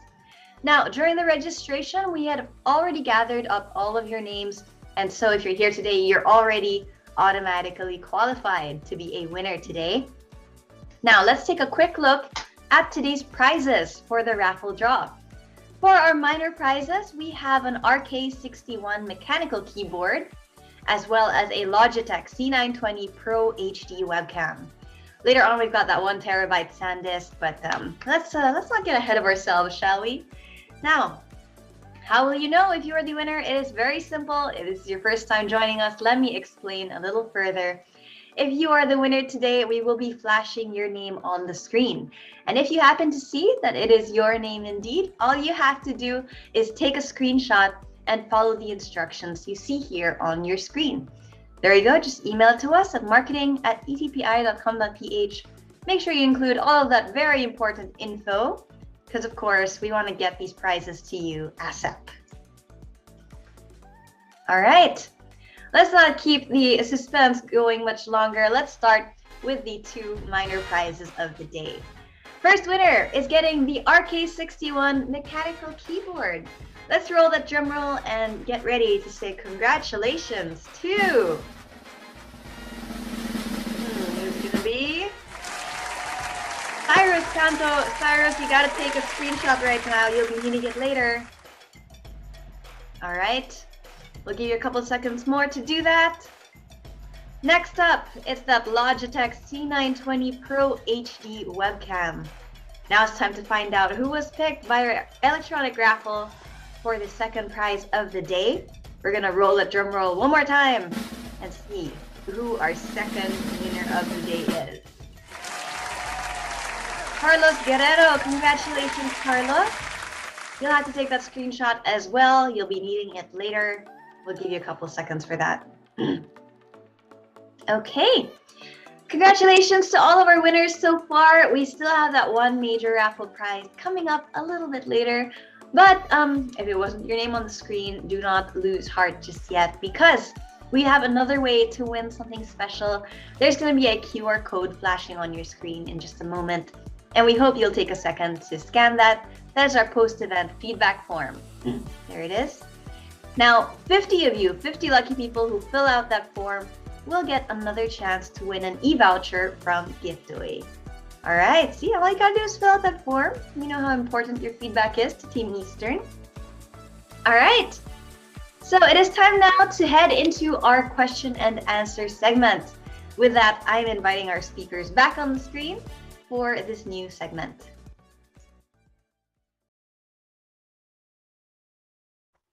Okay. All right, there we are. Gian, Sherwin, and EJ, welcome back. Hello, Carla. Can you hear me? Yes, I hear you just fine. Thank you. Maybe our two other speakers, you could do a quick check as well. Hey Carla, good afternoon. Good afternoon, everyone. Good EJ? afternoon, everyone. Perfect. You know how it is, guys. We've always got to check no matter what, no matter how confident we are in our connections. Okay, now I'm sure everybody knows how it works, but let's just run through it for everybody tuned in. I've got a couple of general questions, which we're going to go down the line answering, and all of you will answer those same two questions. And then I've got a little more tailored questions for each of you in just a bit, okay? All right, so we're going to start with those two general questions. And here we go. This one here says, innovation has become a popular buzzword in corporate circles since the dawn of the digital age. What new business opportunities do you envision for the public sector growth now that it has been undergoing digitalization? Let's start with you, Dr. Sherwin. Thank you, Carla, for that question. As you know, the journey towards digitalization or digital transformation has opened new opportunities or many opportunities for the private sector to participate. In terms of business opportunities, in my presentation, I mentioned fintech. We all know that there's a marching order from our top leaders, political leaders, to really grow the fintech sector. During his stint as a Bangko Sentral governor, now the Secretary of Finance, si Secretary Jokno, he was very adamant about, pushing fintech forward in the Philippines. That can be a good opportunity for the private sector to come in. Another would be, of course, cybersecurity. As you know, not many government institutions are adopting, a clear cybersecurity policy or strategy, even in their apps. No, so that can be a good opportunity for the private sector to come in. Well, all of this should be on top of the actual applications that I alluded to in my presentation, the 4 priority areas. There are a lot of opportunities there in public health, in MSMEs, for instance, the digitalization of the supply chain, for example. That can be a good opportunity where the private sector can contribute. Back to you, Carla. Thank you. Thanks so much, Sherwin. You know, I really I enjoyed seeing your report that you prepared for this presentation to endorse as information for the incoming administration. And I think it was really good to get an in-depth look at how the public sector is going to best benefit from this digital transformation. And so I think it's been connecting well with our 2 other presentations today. So EJ, maybe I could get your thoughts on this same question. Okay. Again, good afternoon, everyone. So I think there's going to be a paradigm shift for public sector. No? So before they engage us regarding their initiatives to protect their online services, right? But that was few years ago. And probably today, they have already completed or implemented or probably have plans already to protect these services against cyber threats. So, but another areas of concerns are the Internet of Things and operational technology domains. Okay, so when we talk to some government agencies, and LGUs, so they'll say, I'm not a manufacturer. Maybe I don't have an operational technology. But the fact that they are adapting to new technologies, having digital transformation such as smart buildings, greener infrastructure, automated traffic management system, surveillance system, like the no contact apprehension policy, right? And some for some LGUs, okay? And even military systems no, are undergoing digital information or digital transformation to safeguard the public health. No? So that means there's an operational technology and Internet of Things presence. No? And when we talk about this two domains, no, they are now being connected to the network. So meaning the cyber risk is there. So I think for private sectors and even public sectors that regulate laws and policies, no? So this is some areas no that we need to put or we need to have more concern with, right? So currently these are untouched domains of most of organizations, so we can start looking at it and probably help them secure it. Thank you, Carla. Thanks, EJ, and definitely in agreement. There's a lot of room still. I mean, we've taken some great leaps, I think, since 2020 when it comes to digital transformation. And 2020, the onset of COVID was our turning point for, speeding up of adapting this digital transformation. But definitely there is still so much room still, or so much, so much ground that needs to be covered in both public and private sectors. So I'd like to get your thoughts on this, Gian. Same question. Thank you, Carla. And once again, good afternoon, everyone. The presentation this afternoon underscored the benefits of digital transformation, the advantages of digitalization like increased efficiency, increased productivity, lower operational cost, improved customer or citizen experience, higher agility or increased transparency, and faster decision making highlights the endless opportunity that will be made available. The end goal of digitalization of the public sector is really improving how citizens access public services, and opportunities for the government will come from the improvement in processes and systems, which will eventually lead to better cash flows or funding for government institutions. One example would be better tax collection. Once fully digitized, it would take out the burden of paying taxes on the part of the end users and would improve the collections of taxes on the end for the government. From a technological standpoint, this would mean employing technology like data and internet connectivity, cloud computing, and of course, the cybersecurity. Thank you, Carla. Thanks, Gian. And yeah, definitely there's so much the general public has so much to gain from their government being fully adopted into digital transformation. Those services, like you mentioned, like paying your taxes, which is slowly being rolled out. I think in recent years, you're able to pay for your taxes, at least for freelancers, using digital wallets and the like. You don't have to physically line up anymore to pay. So small adaptations like that, but hopefully greater strides still as we go. We'll be moving along now to your individual questions, starting with you, Dr. Sherwin. Excuse me. Okay, this first one here says, local governments have a critical role in helping to adjust to the new normal because of COVID-19. During the next phase of recovery, what can we anticipate from the government?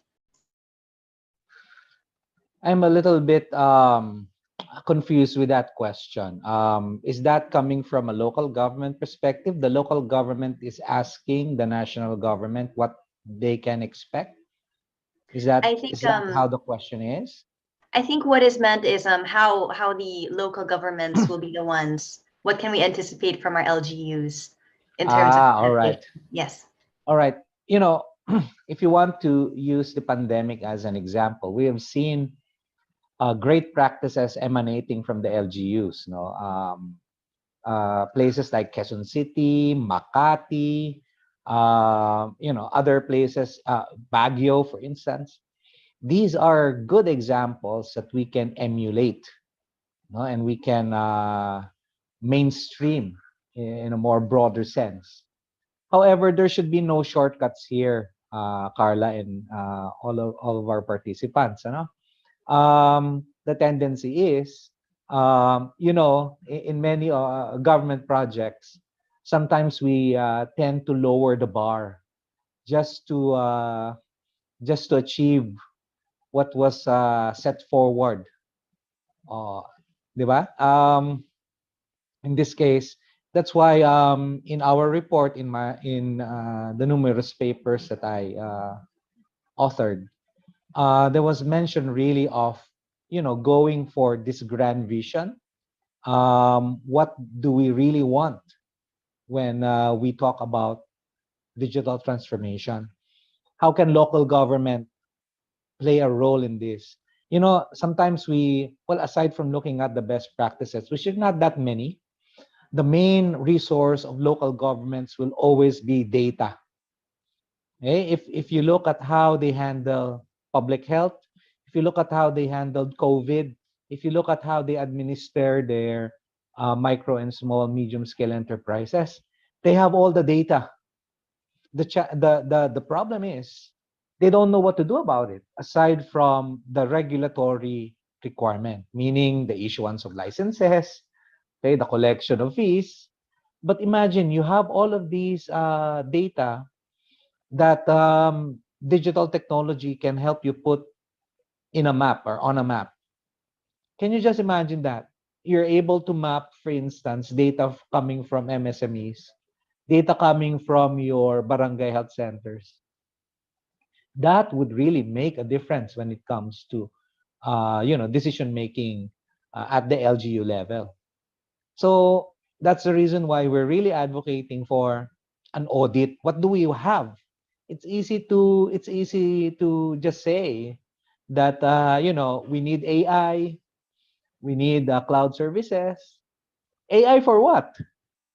When we do data analytics, what are we analyzing, and who will be the recipients of this analysis, di ba? The users of this analysis. Thank you, Carla. That's it. Thank you so much, Sherwin. Some great points there. I think definitely, there has been such an influx of so much data at our LGU levels, and so definitely the way it's going to be used, the way it's going to be further for our benefit, I believe is at the moment is still wanting. I would agree with you, and I think there's great opportunity there for how our LGUs and of course as well our national government will be able to make better use of all of these new tools that are at our hands, and how quickly the public themselves have been able to take on digital transformation and be more accustomed to doing things online. So let's move things along here. I've got another individual question here for EJ. This one's for you, and it says, in latest Fortinet threat reports, what threat landscape predictions specifically affect the public sector? Okay.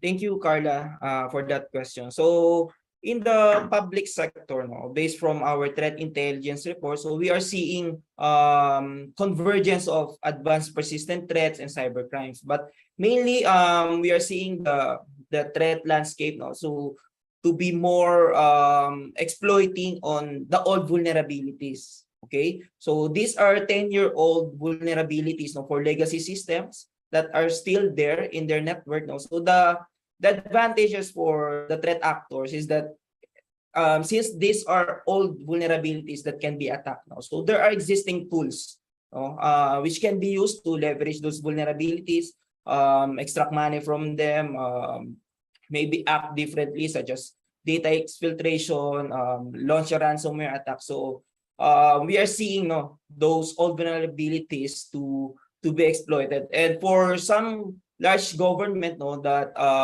or large organization that have defenses or probably keeping up with the patches for these legacy systems, they need to keep an eye with emerging threat as well. So one thing to do is probably virtual patching or automated patching of those vulnerabilities. Thank you, Carla. Thanks, Irvin.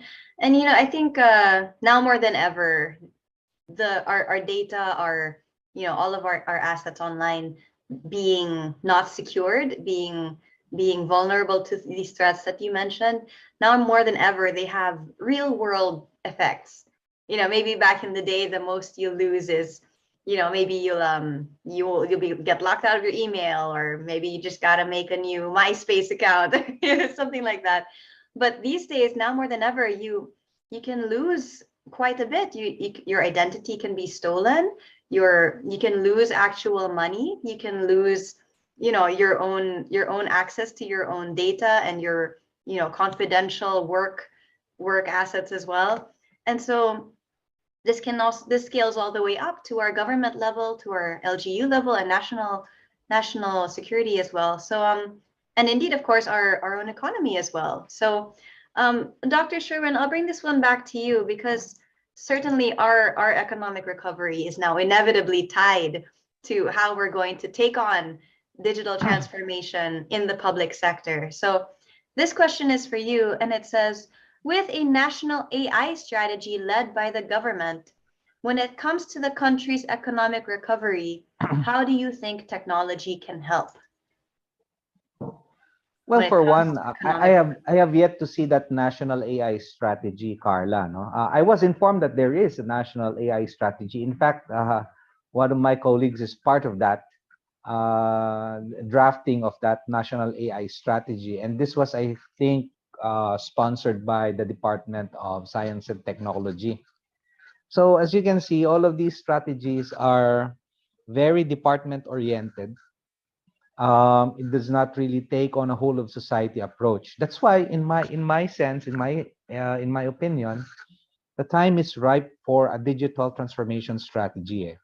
All of these minor strategies, if they are applicable, or if they're valid, can be integrated into a bigger, a more whole of society strategy. Especially now that the president has really, gone 100% for digital transformation. Sometimes we do not understand. No? Those of us outside of political science, we do not understand the pronouncements of politicians or even of presidents. But in the case of the Philippines, when our president says that this is it, this is it. Okay, so everybody listens. Okay, so that's how powerful the words of a president is. So there is political will. No, however, my understanding is what's happening right now is everybody's doing it their own way. Okay, so there is this need really for a general strategy. Now, our position will always be, we cannot be the master of all trades, di ba? We cannot do everything all at the same time. There should be targets, and unfortunately for us, our planning horizon has always been 6 years.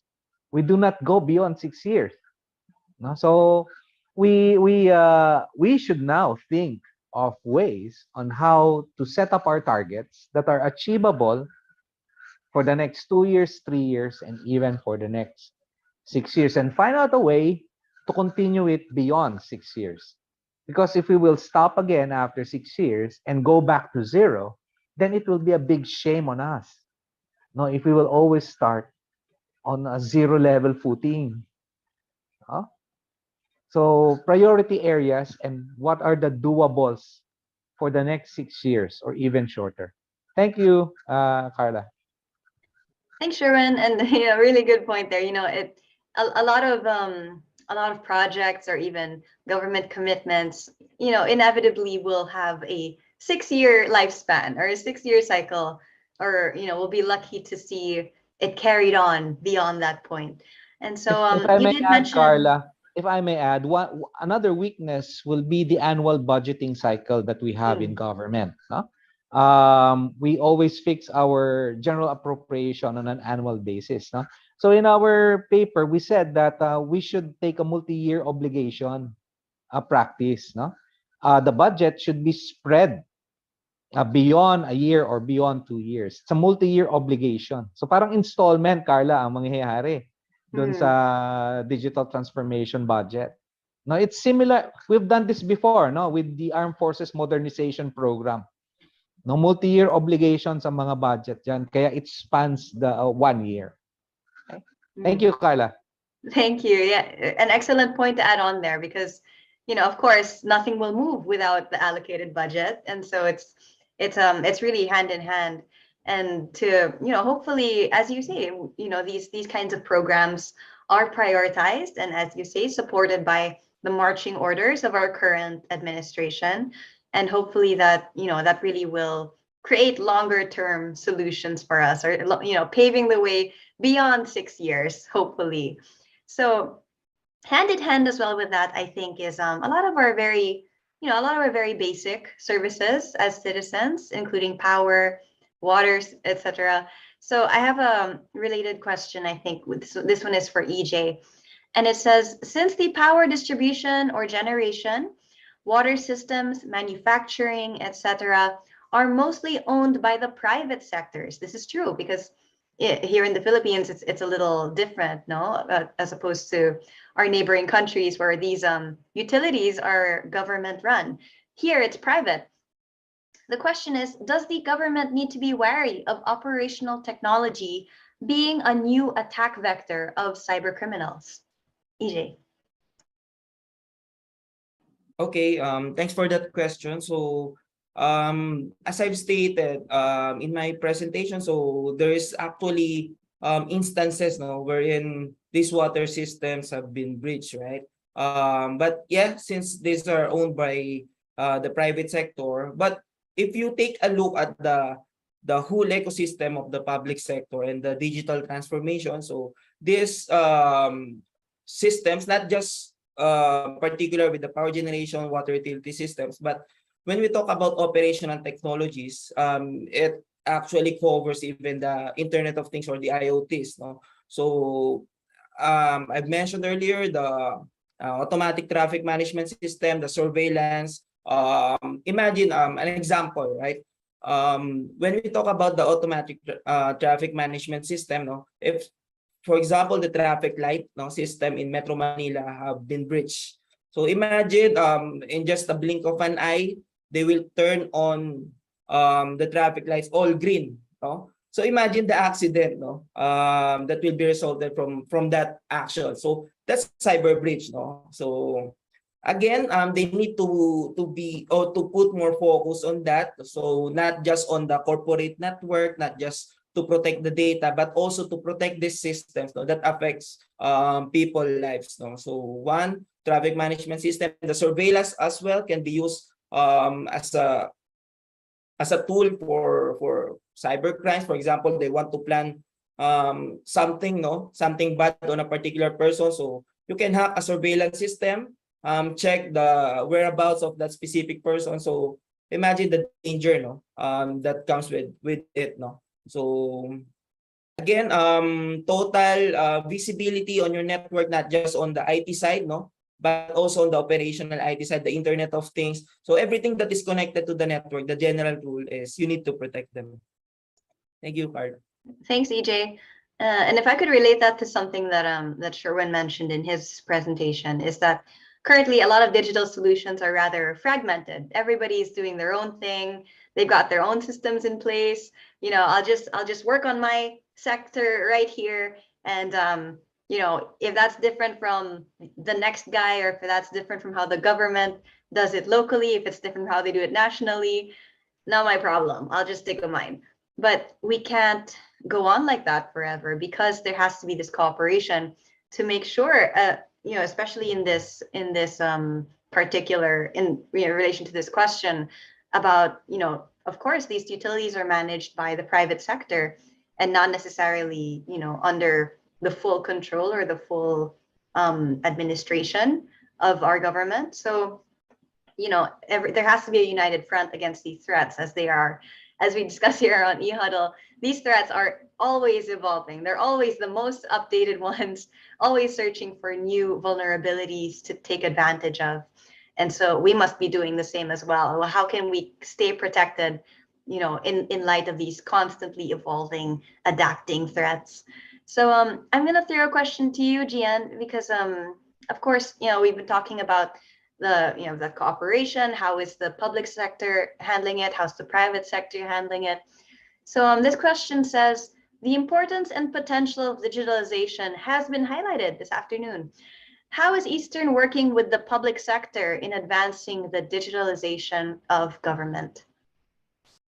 Thank you for that question, Carla. We've said it before. We do our best to contribute to nation building. Everything we do is rooted in seeing businesses prosper and families better connected, which is why at the most basic level, we expanded our footprint to cover more regions in the Philippines. Through our expansion efforts, we're ensuring that connectivity in the different areas of the country will enable businesses, especially the government, to progress or move forward in their digital transformation. We've always made sure to provide services that will maximize the bandwidth or the connectivity for our customers.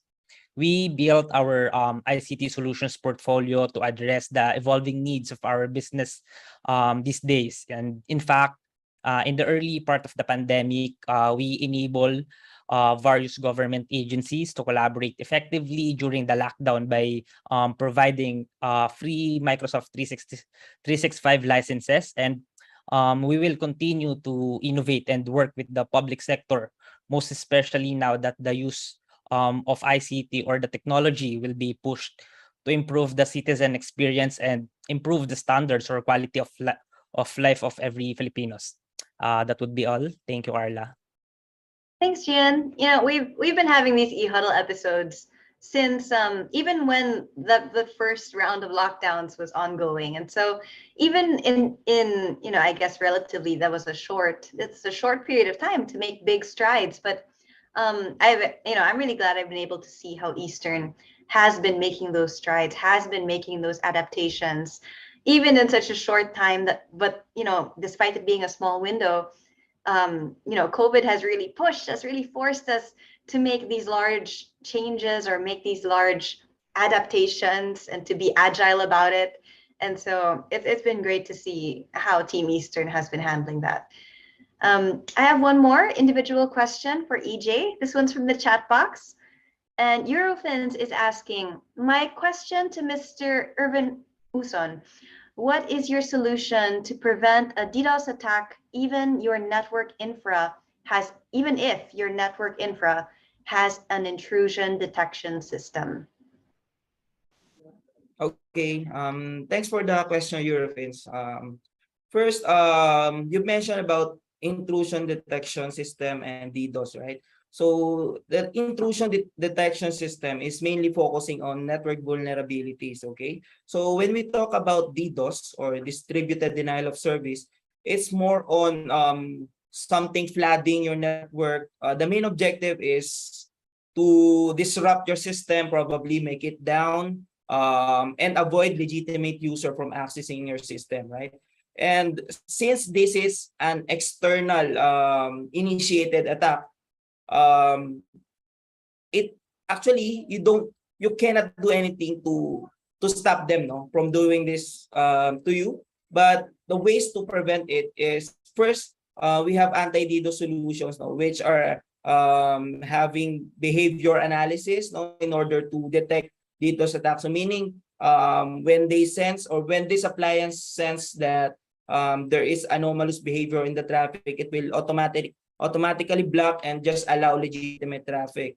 Then one thing, another technique is since they are targeting your network to disrupt it, to bombard it with network traffic, one thing you can do is to sway them to diversify the attack. So meaning you will put them, you will lead them to another network for scrubbing and cleaning the traffic. So we have some solutions for which includes anti-DDoS and cloud scrubbing center. So the moment your DDoS appliance detects that there is a behavioral based or DDoS attack, it will automatically signal the cloud scrubbing center to accept the traffic and just let the legitimate traffic to pass to your network. Thank you. I hope I answered your question. Thanks, EJ, and thank you, Eurofins, for your question. Gentlemen, that's all the time we have for our Q&A segment.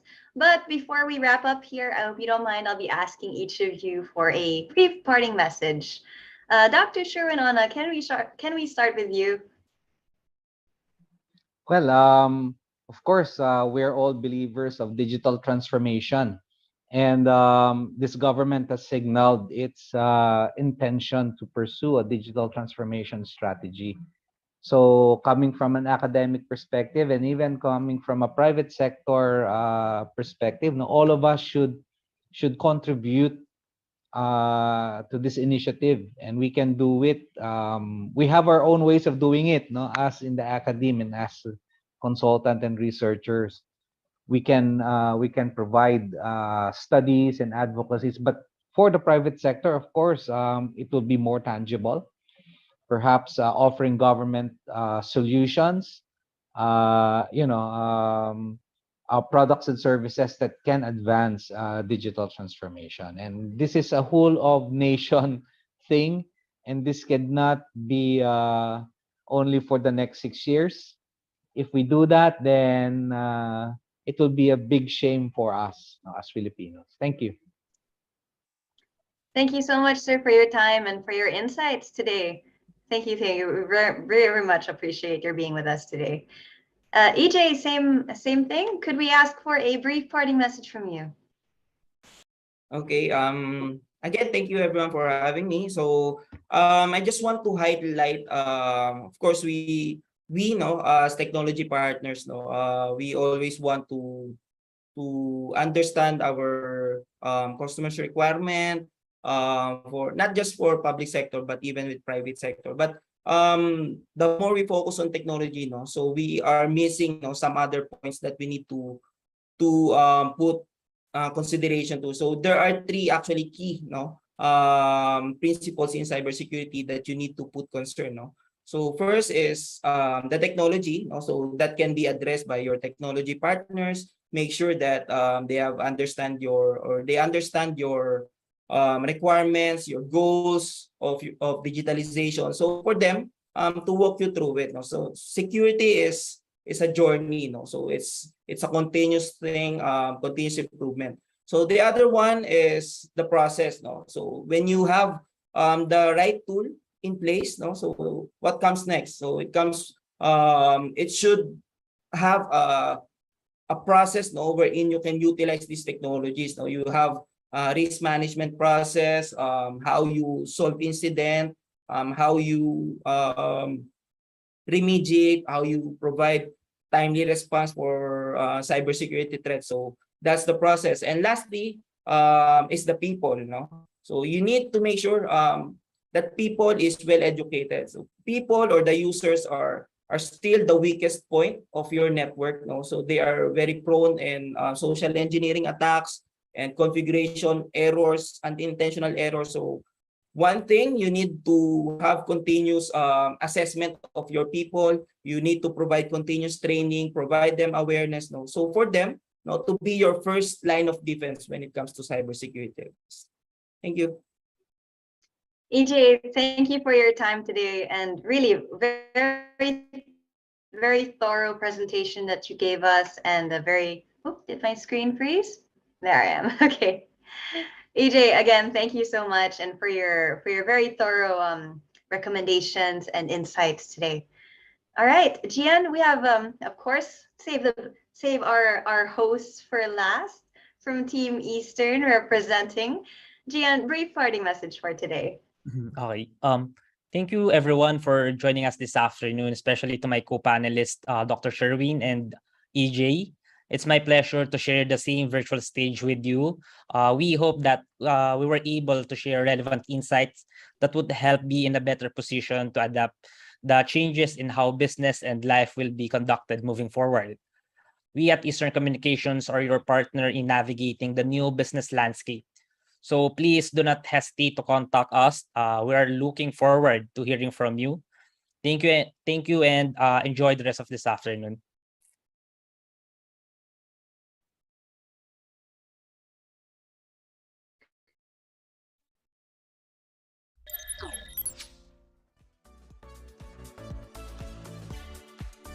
Thanks, Jan, and thank you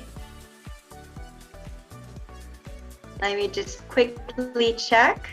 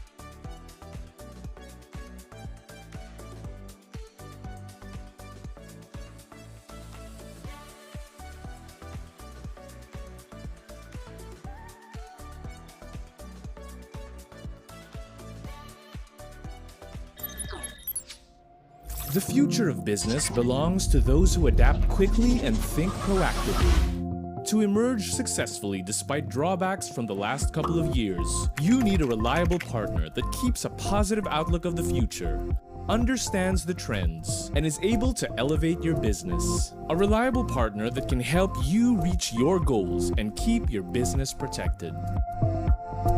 As pioneers of telecommunications in the country, Eastern Communications has always been the solutions partner of choice for the biggest and most successful industry players in the country.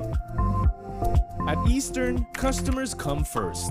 Our first motivation for innovation and first in our mind.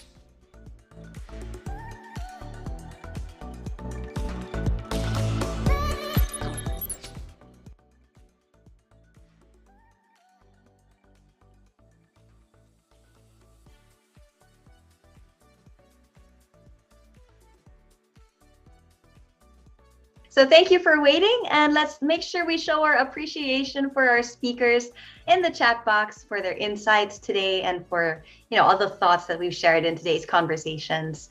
Now at this point, we will proceed to our major raffle prize. I hope the suspense wasn't too much for you all. Let's show those prizes again in case you missed it earlier. We've already given away a couple of those prizes for the day, and it's time now to give away that 1 terabyte extreme portable SSD. And how do we know if you win? We're very simple. We'll be flashing the name of the winner on the screen. And if you happen to see your name, then that means congratulations, you are the winner today. All you have to do is take a screenshot and email it to us at marketing@edpi.com.ph and include all of this info you see on the screen. All right, now let's not hold the suspense much longer. Time now to reveal the name that was picked by our electronic raffle. We're gonna roll that drum roll and see who our big winner of the day is. Rui Penalba, congratulations to you, our final and biggest winner of the day. So we'll give you a couple of seconds to take that screenshot. Okay.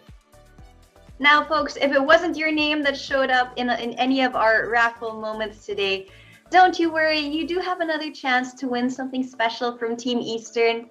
And all you have to do is scan this QR code, which we are showing on the screen right about now.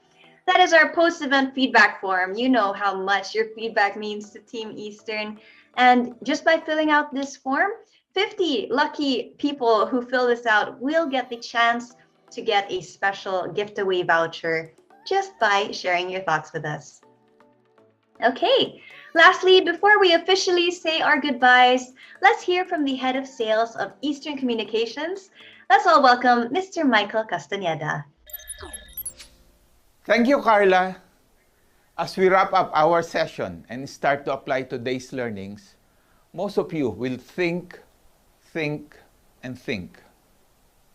Before you do that, may I suggest that we first and foremost thank, and thank. I'm telling you, gratitude has so much power that from the past e-huddles up to now, they have assembled great minds, great ideas, and best of all, people with passion, people with heart. Our speakers this afternoon gave us an idea of what to expect in the coming months and years. Thanks to those insights, we now have a better understanding of what to prepare for. And our boundless talent and hard work, coupled with solid response plan, will see us through. And as we have witnessed through our Ignite webinars, our fellow businessmen are generous enough to lend us a helping hand and a great advice when we need it. I sincerely believe this will aid our success in transitioning to the post-COVID future. That is all for now. And once again, thank you. God bless us all. Thank you as always, Sir Mike. And of course, thank you to all of you, our dear Ka-Easterns, for spending your afternoon with us. And we hope that it was a nice afternoon of learning together. And this way, we can all rise together and emerge stronger. Once again, this is Carla Barreto, your host, signing off. And we hope to see you at our next session happening on August 24th. Until then, have a great day and enjoy the rest of your week. Bye, everyone.